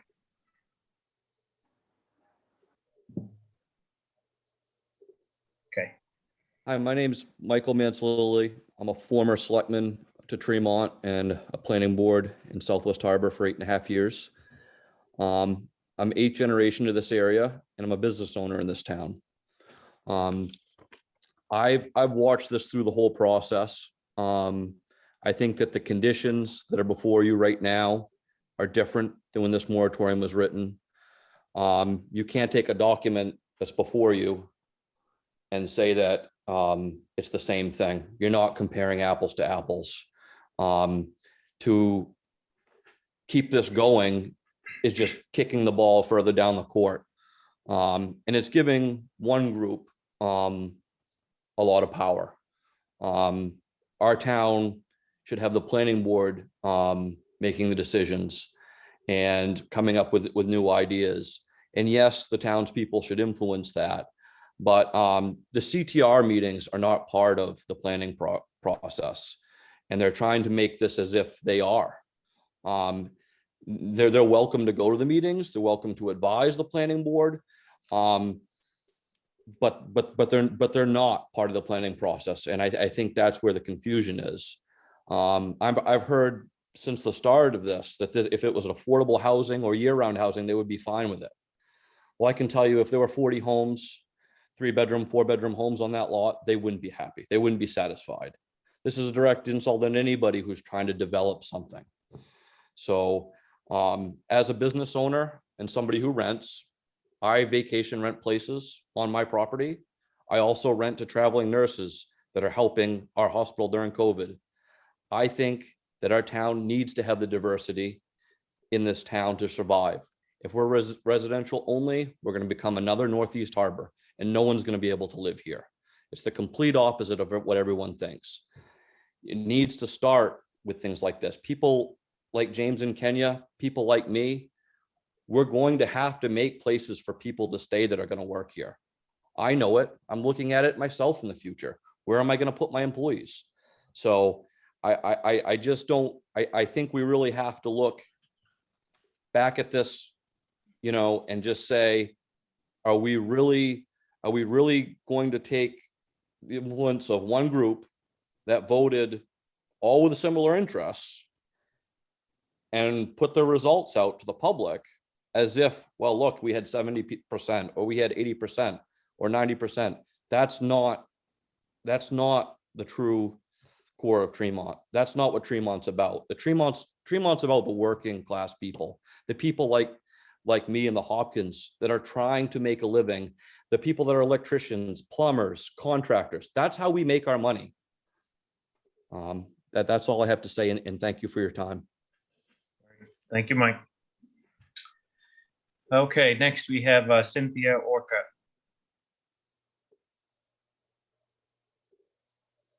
Yes, thank you very much. I am Cynthia Orchid. I am a landscape architect. I am located in Kingfield, Maine, and I worked with the Acadia Wilderness Lodge team several months into the process when your ordinance basically indicated to the applicant that their initial plan really was not appropriate. I think had I lived in Tremont at the time, I would have been challenged by that plan as well. 155 sites, over half of those were RVs with trailers, van camping. It was a very, very challenging plan. And working with the neighbors, we modified that plan to the plan that was eventually approved on November 1st, which is a third of the density of that original plan. In that process, which was about, I think, 7 months, we had 7 planning board meetings, 3 public hearings, 2 neighborhood meetings. We submitted documentation so the planning board could actually review 43 different standards from both of your ordinances. We looked at issues such as traffic, stormwater, water quality, water quantity, noise, air, light pollution, buffering, all the issues that you have heard tonight. All of those are outlined in your ordinance. And we were required to submit studies, tests, documentations, most of which were then peer reviewed by an independent engineer. And at the end of all of that process, your planning board voted 3-0 to approve the project, deciding that there really were safe and healthful conditions. In other words, there was no public harm being caused then or in the future if this project was to be built. So Attorney Collier asked the question, is there a crisis? Well, I think on November 1st, it was pretty much established that there was no crisis then, and there was not going to be a crisis if this campground was to be built.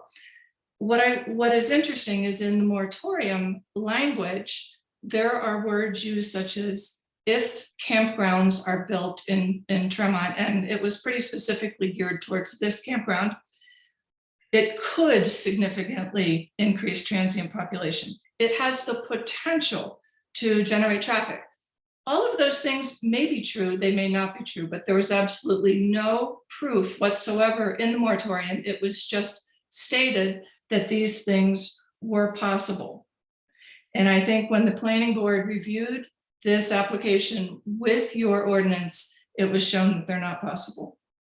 So I think Attorney Bearer was right when he said there really was no crisis and there is no crisis now. And bear in mind, the crisis really does in the ordinance refer to the possibility of public harm. Those are the words that are used. So that's the risk that we are addressing. And there really is no public harm then or now. The moratorium actually, I find it kind of interesting because almost everyone tonight has kind of two thoughts about the moratorium. One, they feel the moratorium is there to stop this campground. Several people have actually used that terminology. And the moratorium will not stop this campground because, as you've heard earlier, it already has final approval. 45 days have elapsed. And once whatever ordinance changes happen, which may be great changes. Terry Dewan is a great landscape architect. I've known him for years, and I'm sure he has developed some really good ordinance changes. Unfortunately, they're not the changes that were in place when you were reviewing this project. If they had been, then those would be the criteria we would be using. But you do need to understand timelines. The moratorium is really put in place, as many of you have said, either to stop this campground or to give you a pause. Well, you don't need a pause to do the planning that you want to do. I think some actually really good questions have been raised tonight. I think Kathleen Van Gordner, when she started, had some fabulous questions that really get to the heart and soul of some really good growth planning issues surrounding the town of Tremont. I think the gentleman with Lisbeth Faulkner, your name isn't on the screen, so I'm sorry, I couldn't write it down. But you said that, our ordinances don't protect people in residential areas. That's probably a fair statement. However, that is a zoning question. That's a land use zoning question. These are large growth management issues. You said that you feel that we need the ordinance to stop another campground. Well, then why keep this particular ordinance, which is backdated to August 2nd, which is really specifically targeted to Acadia Wilderness Lodge? if you all really feel that you need a pause to do this planning, and I think doing planning is a great idea. When we had a public hearing, or when you had a public hearing that I attended in September, that was the first public hearing discussing this moratorium, I said then, as I will say tonight, you really should do planning. Planning is a great idea, but you don't need this moratorium in place to do it.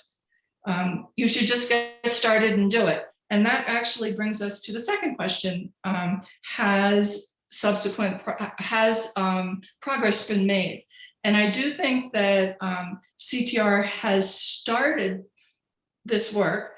However, I think Attorney Collier is absolutely right that it does need to go through the planning board. You have a great planning board. Those people work incredibly hard.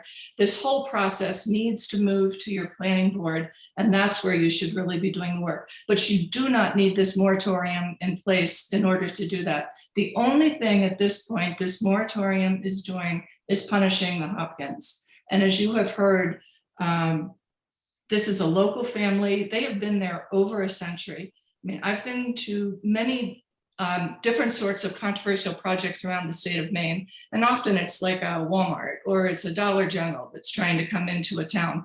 Well, when you deny a Dollar General, somebody in Brentwood, Tennessee is the one who's taking the hit. Right now, this moratorium, you are targeting one of your local families that has been here a very long time, trying to develop land that has been in their family for generations. And that actually seems to me somewhat mean-spirited and unfairly targeting one of your local citizens. So I guess I would ask that you please don't extend this moratorium. If, as Elizabeth Faulkner's partner said, you don't want any more campgrounds coming, start another moratorium that just says no more campgrounds. But this particular moratorium is not going to stop AWL since they already have their approval. So please let it expire. Continue your planning process. If you want to use Terry, keep using Terry. He's a great consultant, but start using him through the proper processes and not through private channels. Thank you very much for the opportunity to speak. Thank you. Jesse, who do we have next here? I believe Like it's Sarah. Sarah, yep, okay. Hi, good evening. I just wanted to say that I've been enjoying listening to all the speakers, and I think that everyone has been very well spoken, and I'm sad to know that everyone is in this condition, because I think everybody probably would like the same thing. I think we'd all like to see growth and progress without having to have development infringe upon people's homes and community. And I think that I'm not sure exactly if I understand how the moratorium works. Particularly, I didn't think for a minute that the moratorium would stop the progress of this campground. I think that that's moving forward, but I was hoping that there would be some sort of not legislation, but some sort of document that would allow the planning board to kind of get a hold of what they think the community wants for the future. I think without a plan of knowing how the community is to grow and all the conditions that surround the growth of the future, I'm not sure why it's a problem to hit the pause button in order to lay out all the growth management. Again, I'm not against growth and progress, but I'm sad to know that there isn't a true understanding of what the future of Tremont is supposed to look like. And I think that if there isn't an ability to have a bigger scope of the plan and say that well, this is how many campgrounds we can hold in this community without turning it into something like a massive amount of community people running around, then I think that there should be a pause button, not to stop progress, but just to let the community really get a chance to understand how they're going to grow. Thank you for your time. Thank you. All right, I believe probably this is for Ed. Davis would like to respond to that, I believe. I see they're next to their hand up as well. Can you hear me? Yes, I can hear you. Thank you, Jamie. Yeah, I'd like to respond because I think I was misunderstood when I spoke.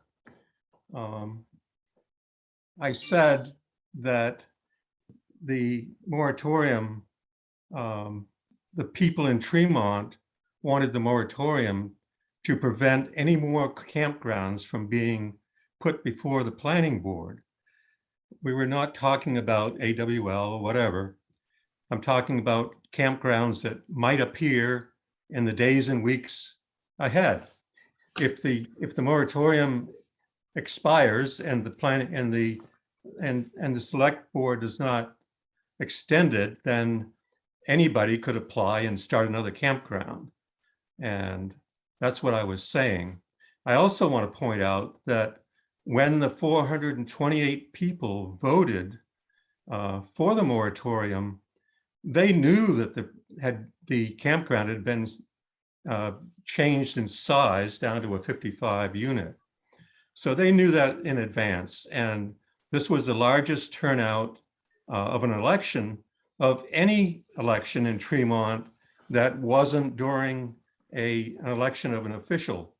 So it was a really big turnout in a year when, normally people don't turn out. So people in Tremont really care about the town, and talking to a lot of people here, what people really want in this town is to be able to have affordable housing for people who live here, for the children of their children, and for their grandparents to be able to stay here. And, so many towns up and down the coast are losing their communities for that very reason, that people can no longer stay here. There's no more affordable land available, and having kind of development for tourists really takes away from that. And we'd like to see the community stay as the quiet side. Thank you. Thank you, Ed. All right, Jesse, next we have Lincoln Milstein. Thank you. I apologize. Can you hear me? Yes, it's faint, but I can. My camera is not working, so I apologize, Jamie. First of all, I think you're doing a great job of moderating this hearing. I hope your family is doing well, particularly your daughter. But I'm a journalist, so I just want to ask questions. I have no comments. I wanted to ask James Collier, who doesn't return my emails, by the way. I wrote several articles about how he negotiated privately with Ed Bearer, the lawyer who's on this call tonight, in a case involving Hall Quarry, without informing his client, the planning board, that he was in this secret negotiation for 18 months.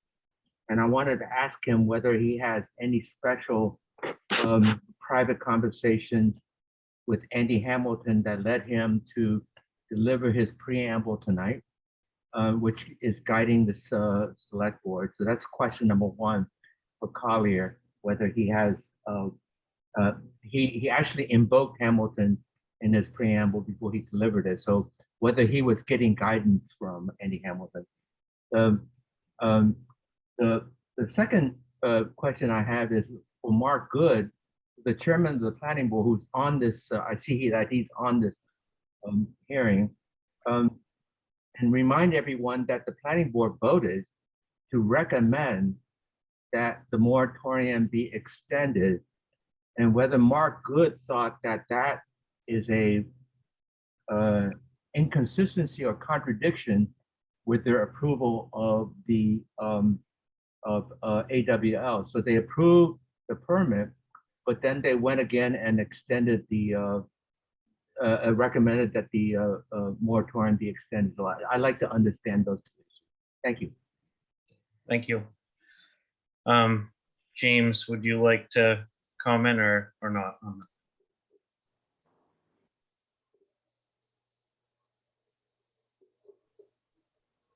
Well, I've been accused of a lot of things, but acting in a secret cabal with Mr. Bear, that's something else. I don't know. Do you want me to comment? I mean, I don't care. Really, it doesn't make any difference. Does it have anything to do with understanding what you're doing? No. No. All right, let's move on. Okay. And I don't know as it's appropriate to ask, direct a question that Mark, good either. What are your thoughts on that, James? No, I mean, on my right-hand side, I want to tell you, Mr. Chairman, on my right-hand side for the last 2 hours, I have two screens. I have Title 30A, Section 4356. And I keep reading that. And every time someone asks a question or makes a comment, I think in relation to vis-a-vis that section, how is that elucidating things for the board? Mhm. So I think that's, is it helping the board to get to the questions in the statute to make your decisions? Okay. All right. Do we have any other, anyone else who would like to speak? Oh, James, sorry. I'm back. I guess if you've already listened to everyone, unless someone has a burning desire, and you already had somebody go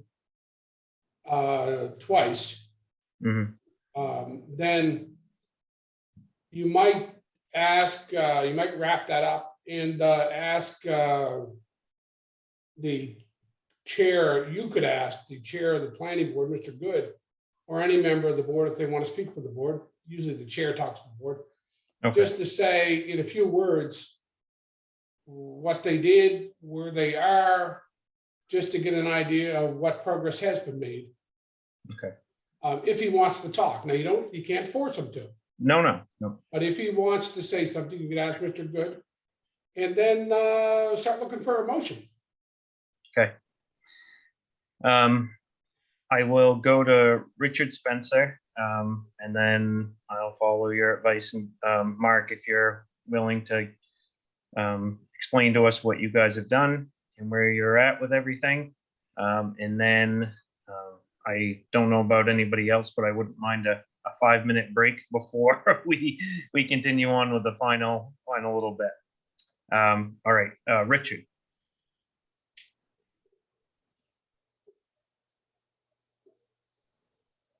Mr. Chair, thank you for the chance to speak. I'll be very brief, but I think on the two standards that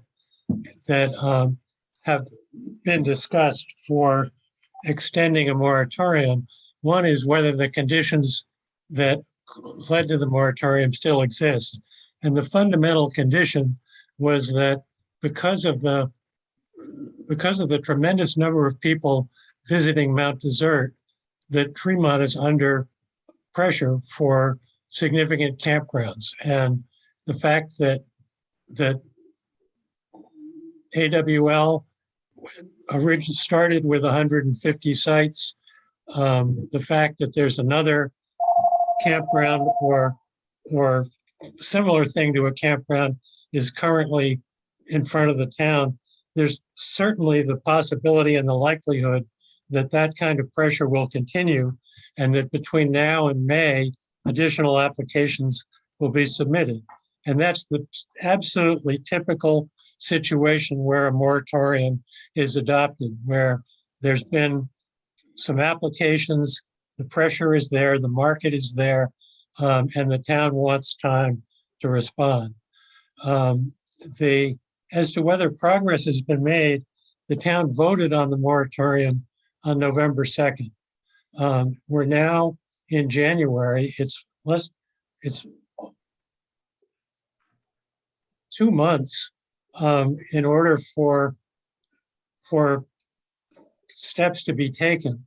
What has happened is, and the planning board has asked CTR for input and ideas. CTR responded by hiring one of the most experienced planners in the state. They've engaged me. I have been practicing law for 50 years and wrote the state's original shoreland zoning and have written zoning ordinances for numerous municipalities. We've put made all of that information available to the planning board, and they've scheduled a hearing continuation for next week to continue this work. Of course, the work has to go through the planning board, but they have in front of them now a very extensive planning memo. They have in front of them now a complete revision of the ordinance that would create a template for addressing the campground issue. So progress has been made, progress is being made. The planning board is working on this and they voted to extend the moratorium. What this is about is whether additional campgrounds will apply and get under the wire before the town can strengthen its ordinances. And so the conditions are there. This satisfies the conditions of the statute. Courts give great deference to local authorities when they make these judgments. And this is clearly within the ambit and the authority of the planning board to do this, of the selectmen, if this is what the selectmen think is in the best interest of the town. And there isn't a court in this state that would question your authority to extend this moratorium. Okay, thank you. I see you have your hand up again, Andy. Try to make it as brief as possible. And then I'd like to hear from Mark. Oh, you're still on mute. Thank you, Mr. Chairman. That was probably the best way to approach my comments is muted. So thank you for the opportunity to speak very, very briefly. I'm just going to come back to something that Attorney Collier said, and that is the town's regular process. I have to say, I was concerned that Mr. Spencer and Mr. Dewan were the only two professionals invited to speak at the January 11 Planning Board meeting. And what I think is important is you use regular process. I don't think that Mr. Spencer, who's an attorney for a client that has an interest in this proceeding, and Mr. Dewan, who's been hired by Mr. Spencer for a client in this proceeding, should be the folks who are now attributed to be the town planners. Mr. Spencer knows full well, having worked with municipalities over the years, the town gets to decide. Choose your professionals, your team, and form your ordinances. And I think Ms. Orcutt said all that needed to be said in terms of whether there's been reasonable progress. There has not been. And it's awfully convenient to look at the moratorium that Ms. Chow submitted on July 30th with her letter starting into opposition to the AWL project, where she formed an ordinance that said it would be effective on November 2, but the 6 months would run from the applicability date, which she set in the draft as August 2. So the reason we're crowded for time was of the CTR group lawyers making. It is not of the town's making, and it is not of AWL's making. And I just want to suggest mildly now that the problem that we have is that you're being asked to extend a moratorium that was drafted by private counsel opposed to a project. It is a dead duck now in light of the facts that have transpired. It should not be the vehicle to extend.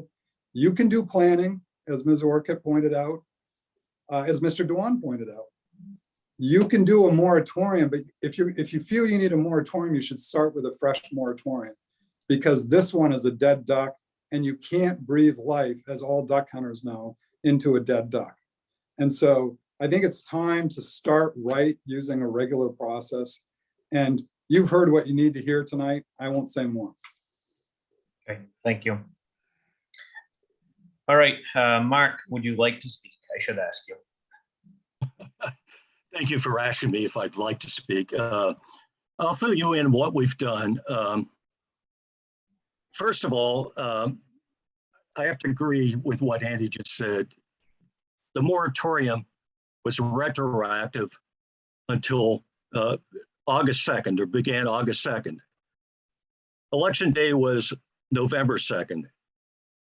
More than 90 days of that 180-day period had transpired since then. Okay. we then, the planning board met on the 9th, 7 days after the election day. We discussed what we wanted to do. We decided to hold a public hearing in January, get some input from the public on this, and to come up with some ideas and discuss them at our December 14th meeting. We did that, and then our next meeting was January 11th. January 11th, we held the public hearing, and then we discussed some of the ideas. Okay, so essentially, we as the planning board have only had 29 days to discuss this, 2 meetings. I'll leave it up to you guys to decide whether we made reasonable progress. I'll also point out that we also had to deal with other business during this period. Okay, so what we have discussed, we've discussed possibly doing, and made no motions, nothing's been approved. We're in the process. Recreational lodge facility definition instead of just campgrounds, a broader sort of thing. I provided you guys with a list. Categories of campgrounds, possibly maybe smaller campgrounds would have less restrictive standards than larger ones. Our definition now of campgrounds has other shelters, which is rather vague, and it suggests that maybe we change that to shelters that aren't residential dwelling units. We talked about maybe maximum number of campsites, possibly increasing the square footage requirement for each campsite from the 5,000 square foot minimum. No numbers were discussed. No RVs, possibly smokeless fire, requiring smokeless fire pits, quiet hours.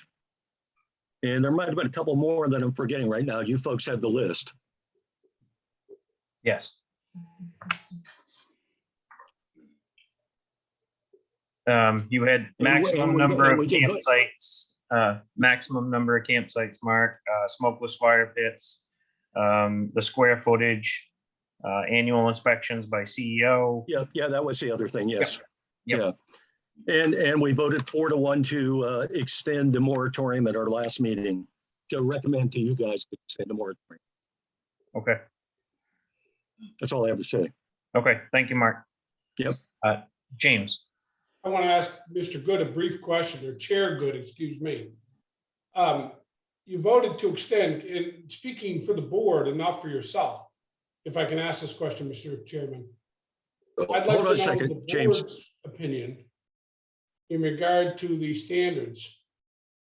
So, Mr. Good, does the board feel that there's a shortage or overburdening of public facilities by the campground that are being proposed? Or is the application of the existing land use ordinance and other regulations inadequate to prevent serious public harm? So those are the standards from the ordinance that Ms. Chow alleged in the first go around. Does the board still think that those things are in place? You know, is it a crisis? Do you still need to do more work? James, you're asking me to speak for the entire board, and I don't think I'm able to do that. I will say that I believe the board realized that their work needs to be done to strengthen campground standards.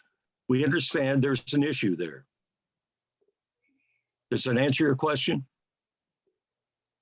Yeah, I don't need like the exact, everybody thinks this, but I mean, you're the guys I trust more than anybody else. You're the experts. You're doing the planning. You've been looking at campgrounds, I don't know, for a couple of years now. I mean, I just think it's worthwhile. I don't want to speak for the select board, but I see it as worthwhile. You can give us a finger on the pulse of what your board is thinking in general, most of the members. And then if any of them want to jump in, you know, I see Mr. Witham is there, and I don't know if Jeff Young is, or if they want to jump in, fine. But what's the general feeling about campground regs and where we're at? James, I came before the selectmen 2 times to ask for a moratorium on behalf of the board, of the planning board. Those were rejected both times. We did make some changes to the campground standards that went to town meeting. And we continued discussion a little bit over the summer. We realized there's an issue there. Yeah, I believe, and other board members, correct me if I'm wrong, I believe Mark came to us, was it like a year ago? I would think in January, asked for a It was moratorium either January or February, and then again, I believe, in June. June or July. Yeah. Yeah, late June, early July. Because I remember the first time we said, go to work on it, try to get as much as you can done by town meeting, which would have been in the spring. And then you came back after town meeting and asked for another one, asked for it again after that. And I believe it was the same consensus, was go to work on it. Correct me if I'm wrong, other board members, please. Kevin and everybody would have been on there then. Yes, Mark. Go I ahead. saw that Brett was on. I don't know if he's still on. Maybe he wants to respond.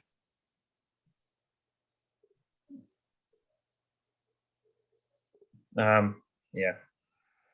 Not really. Oh, there you go. Okay. I'm just, what is this question specifically? Hang on just a second, guys, too. And James, tell me if this is not my place, but we got to be careful now. How many people are on from the planning board or on this meeting, and how much conversation you guys have. Yeah, it's here. tough if you don't have a meeting outside of the meeting unless all the members are there and the meeting hasn't been noticed and so on. So I was asking the chair for a general opinion. And then I thought if there was a burning desire from one of the other members to say, the chair is full of it, but I don't think we should go too far.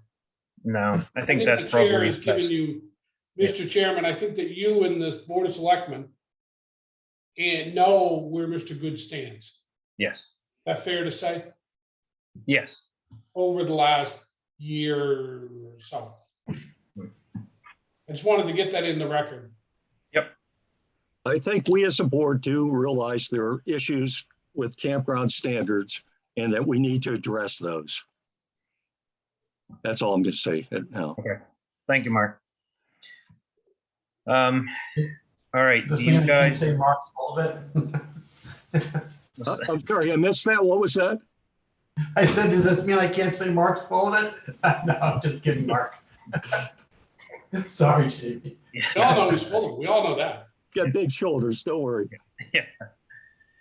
The board, are you guys okay with, I wouldn't mind taking just a quick break, even if it's not 5 minutes, just a quick break and then come back and have discussion amongst us and then go from there? Is that okay? Do we need a motion to take a recess for just a minute?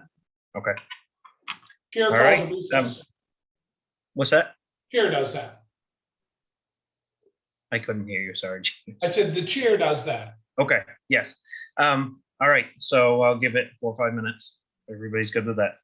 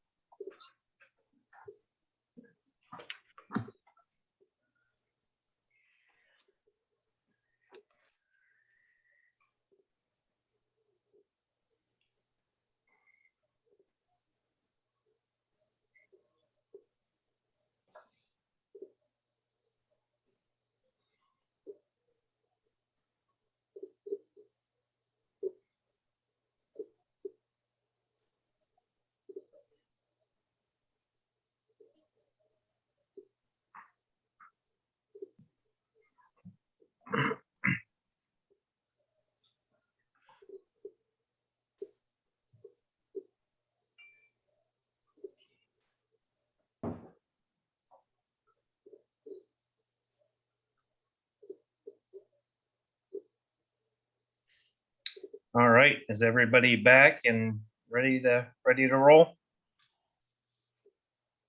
Howdy, I can't see you is the only thing. Oh, I'm here.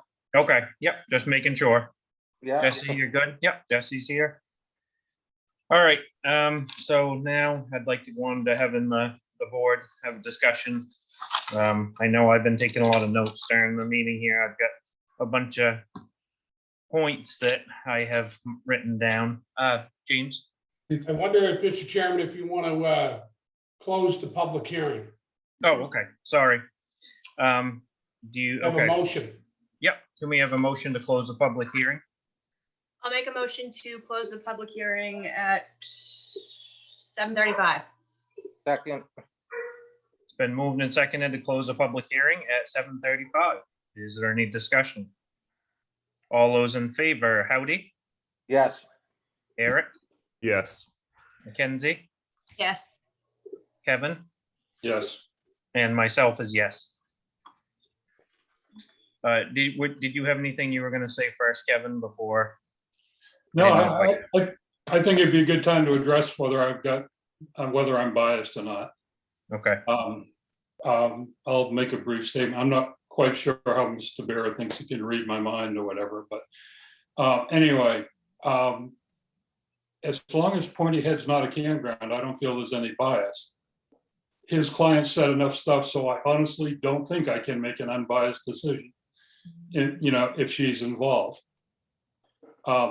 If it's not a campground, I don't see an issue. And I saw a recording where he assured the planning board that this application is not a campground. So I'm kind of curious where it is. I mean, if it's a campground, I will recuse myself. But my understanding is it isn't. All right, any other board members have anything on that? I think it's important to have Kevin on the vote for this moratorium. Okay, Yeah. Yep. Mackenzie agrees. So, I'm hearing no motion that, against Kevin being, or I should say, for Kevin being biased on this. All right, hearing none, I think we can move on. Yeah, like I said, I've taken a bunch of notes. I've got some stuff. Does anybody else want to go with some key points that they have thought? I know one thing that has been said about the planning board only having 29 days to work on this. I will say, this came up on our radar 1 year ago. That's when they first came to see us for a moratorium. Obviously, there was some sort of an issue at that point, or they wouldn't have come in front of us to do so. I feel that they have had quite some time to work on this. That's just one point that I thought. But would anybody else like to speak? Yeah, I don't think extending it another 180 days is going to solve the problem either. So why bother? I agree with both of you guys. I feel like the planning board has had a lot of time to get their thoughts together and get some stuff written down on paper. The CTR group, they were the ones that picked the August 2nd date. So they've had plenty of time as well to get their ideas down on paper and get something out there. I feel like getting all this information out in the last week of this moratorium getting ready to expire is not fair to everybody, especially the Hopkins family. And I feel like now it's this great big, push from everybody to look what we did, look what we did. And I agree. I just don't think that there's enough progress. I'm not for extending it either. One of the other things that I had noted in my stuff here, I've got so many things.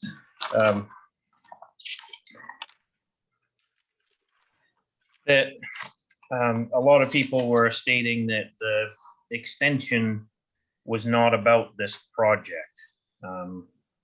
If it's not about this project, then I think that I don't know how I feel. I guess I would think this moratorium right at the top of it, does say 170 campsites. I think that if you had a new moratorium that was revised, that said, all the issues that have been brought before us, meaning, let's say, light commercial, any of that business activity, then I think that might be more appropriate, because it seems like a lot of the conversation is broadening out from the original, just the campground moratorium. And I don't know. Any other thoughts from everybody? Yeah, I've got a few too. I really appreciate that over 400 people voted in favor of the moratorium. And there's been a lot of talk about us, following that.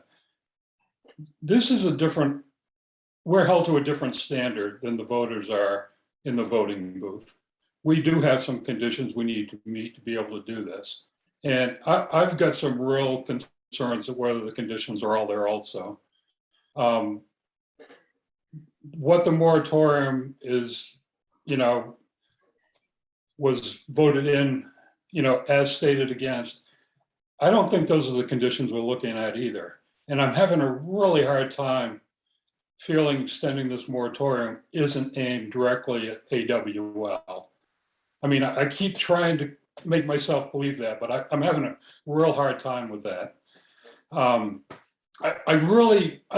appreciate the way everyone feels and the concerns they've got, But we don't need a moratorium to change the ordinance. That's something that keeps getting said. The ordinances get changed all the time. Our last town meeting, we voted in 3 changes to campgrounds. The town voters did. And I know there's been a lot of effort put into this, but I just don't see the justification for us to extend this moratorium. I guess that's it. I've just got real concerns that we're on solid ground to extend it. Oh, I guess I'll go. Yeah, I don't think that the moratorium is an accurate representation of the current campground situation and growth in the town. Just the way it was written up originally. And yeah, I agree with everyone else on this one. I think we have some really good points. I do think that our ordinances definitely could use some clarification with the on the campground and other growth in the community. I don't think that we've made enough progress to extend the moratorium. I would love to see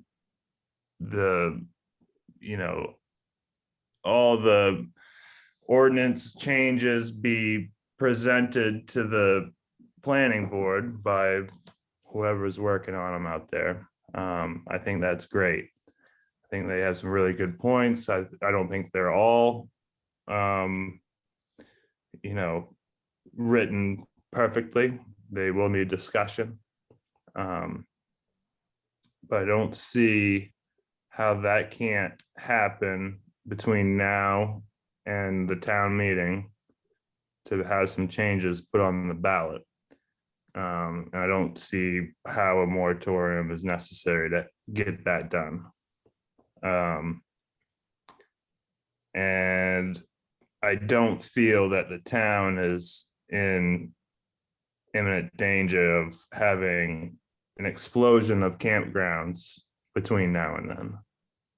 So that is my position. I think something also that I would like to add, I had in my stuff here, the CTR group. It's, I know you guys have put a lot of time and effort into coming up with some ideas. I think, and I'm sure Mark would agree with me on this, that if you go to meetings and participate in the meetings and give these ideas and thoughts out there, I'm sure they would love to hear anything, any thoughts and ideas and anything to help expedite things. I think that I don't know what kind of a time frame do you think, if I can ask Mark, you're looking at as far as if you had, let me think how to word this.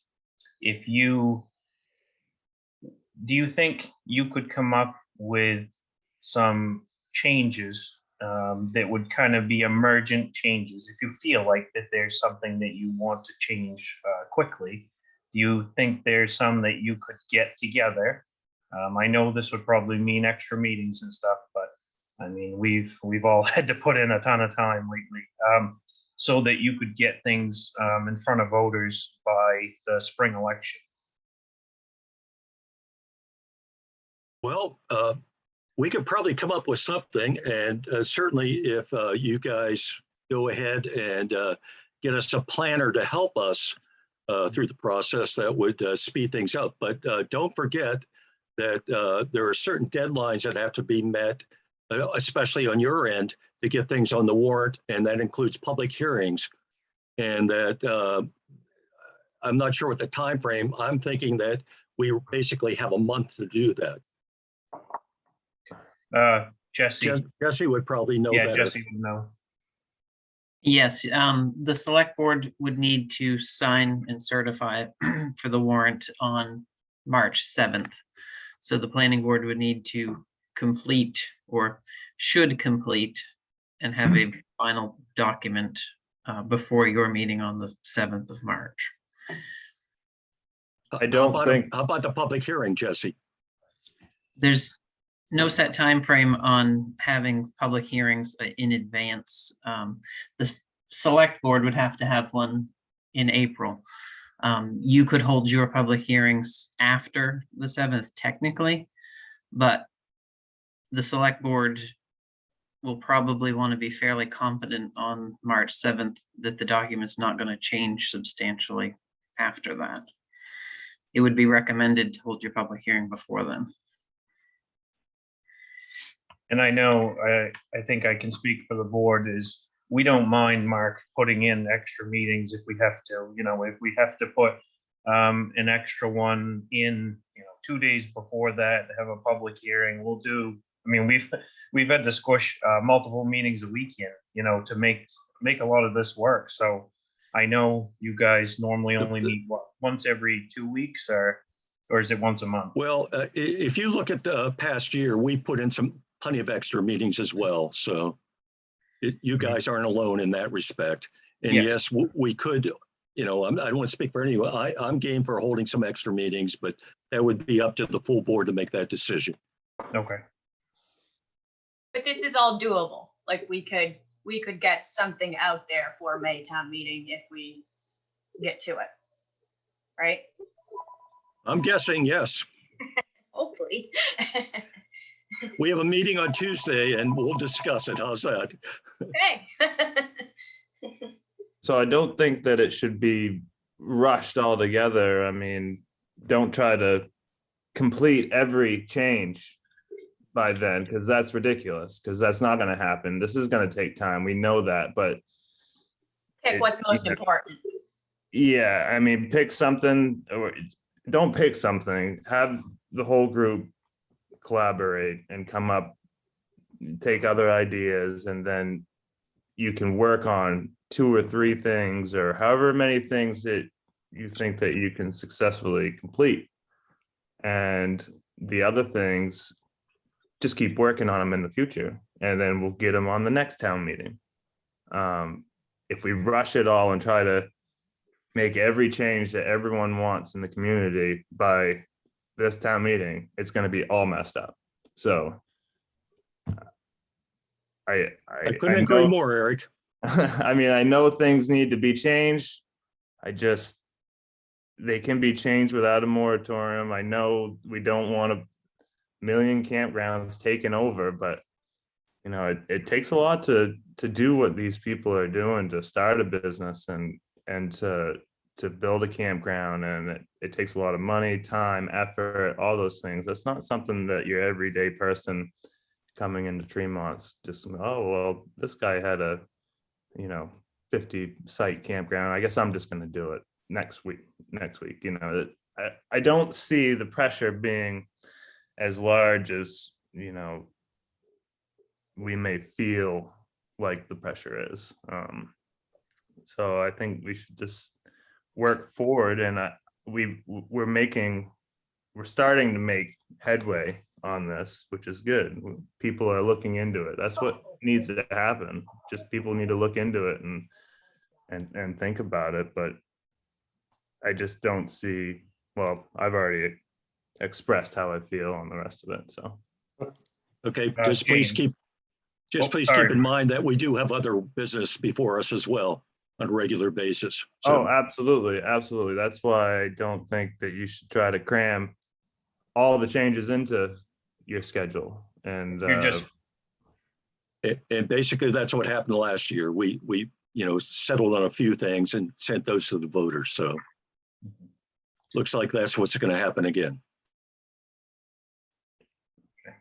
James. Mr. Chairman, as you've heard from all your board members, I think, I have a motion which seems to reflect what the board is saying, and I can state it, and maybe one of the board members will move it. Do we even need a motion? Pardon me? Move to not extend the moratorium because the standards to do so in 30A MRS section 43562 have not been met. You get that, Katie? Pretty simple, right? There's standards in the statute, they haven't been met. I'll make that motion. Second, All right. Okay, and correct me, James, if I have this wrong. It's been moved and seconded not to extend the moratorium because standards have not been met as stated Because- by MRS. Because the standards to do so in 30A MRS section 43562 have not been met. Okay, Katie's got it. all right. Is there any discussion? All those in favor, Howdy, yes. Eric, Yes. Mackenzie, Yes. Kevin, Yes. myself is yes. All right. I guess that is the end of that topic. So we had approval of warrants, Jesse, on our list. That's what, There aren't any. I didn't think that there were. Suggestions for the next meeting. Does anybody have any suggestions for the next meeting? All right, date of the next meeting. I'll make a motion to confirm the date of the next meeting for Monday, February 7th, 2022 at 5 PM at the town office. Second, Been moved and seconded to confirm the date of the next meeting for Monday, February 7th, 2022, 5 PM at the town office. Is there any discussion? All those in favor, Howdy, yes. Eric, Yes. Mackenzie, Yes. Kevin, Yes. and myself is yes. Motion to adjourn. Second, All those in favor, Howdy, yes. Eric, Yes. Mackenzie, Yes. Kevin, Yes. and myself is yes. All right, good night, everyone. Aye. Good night. Thank you. Good night.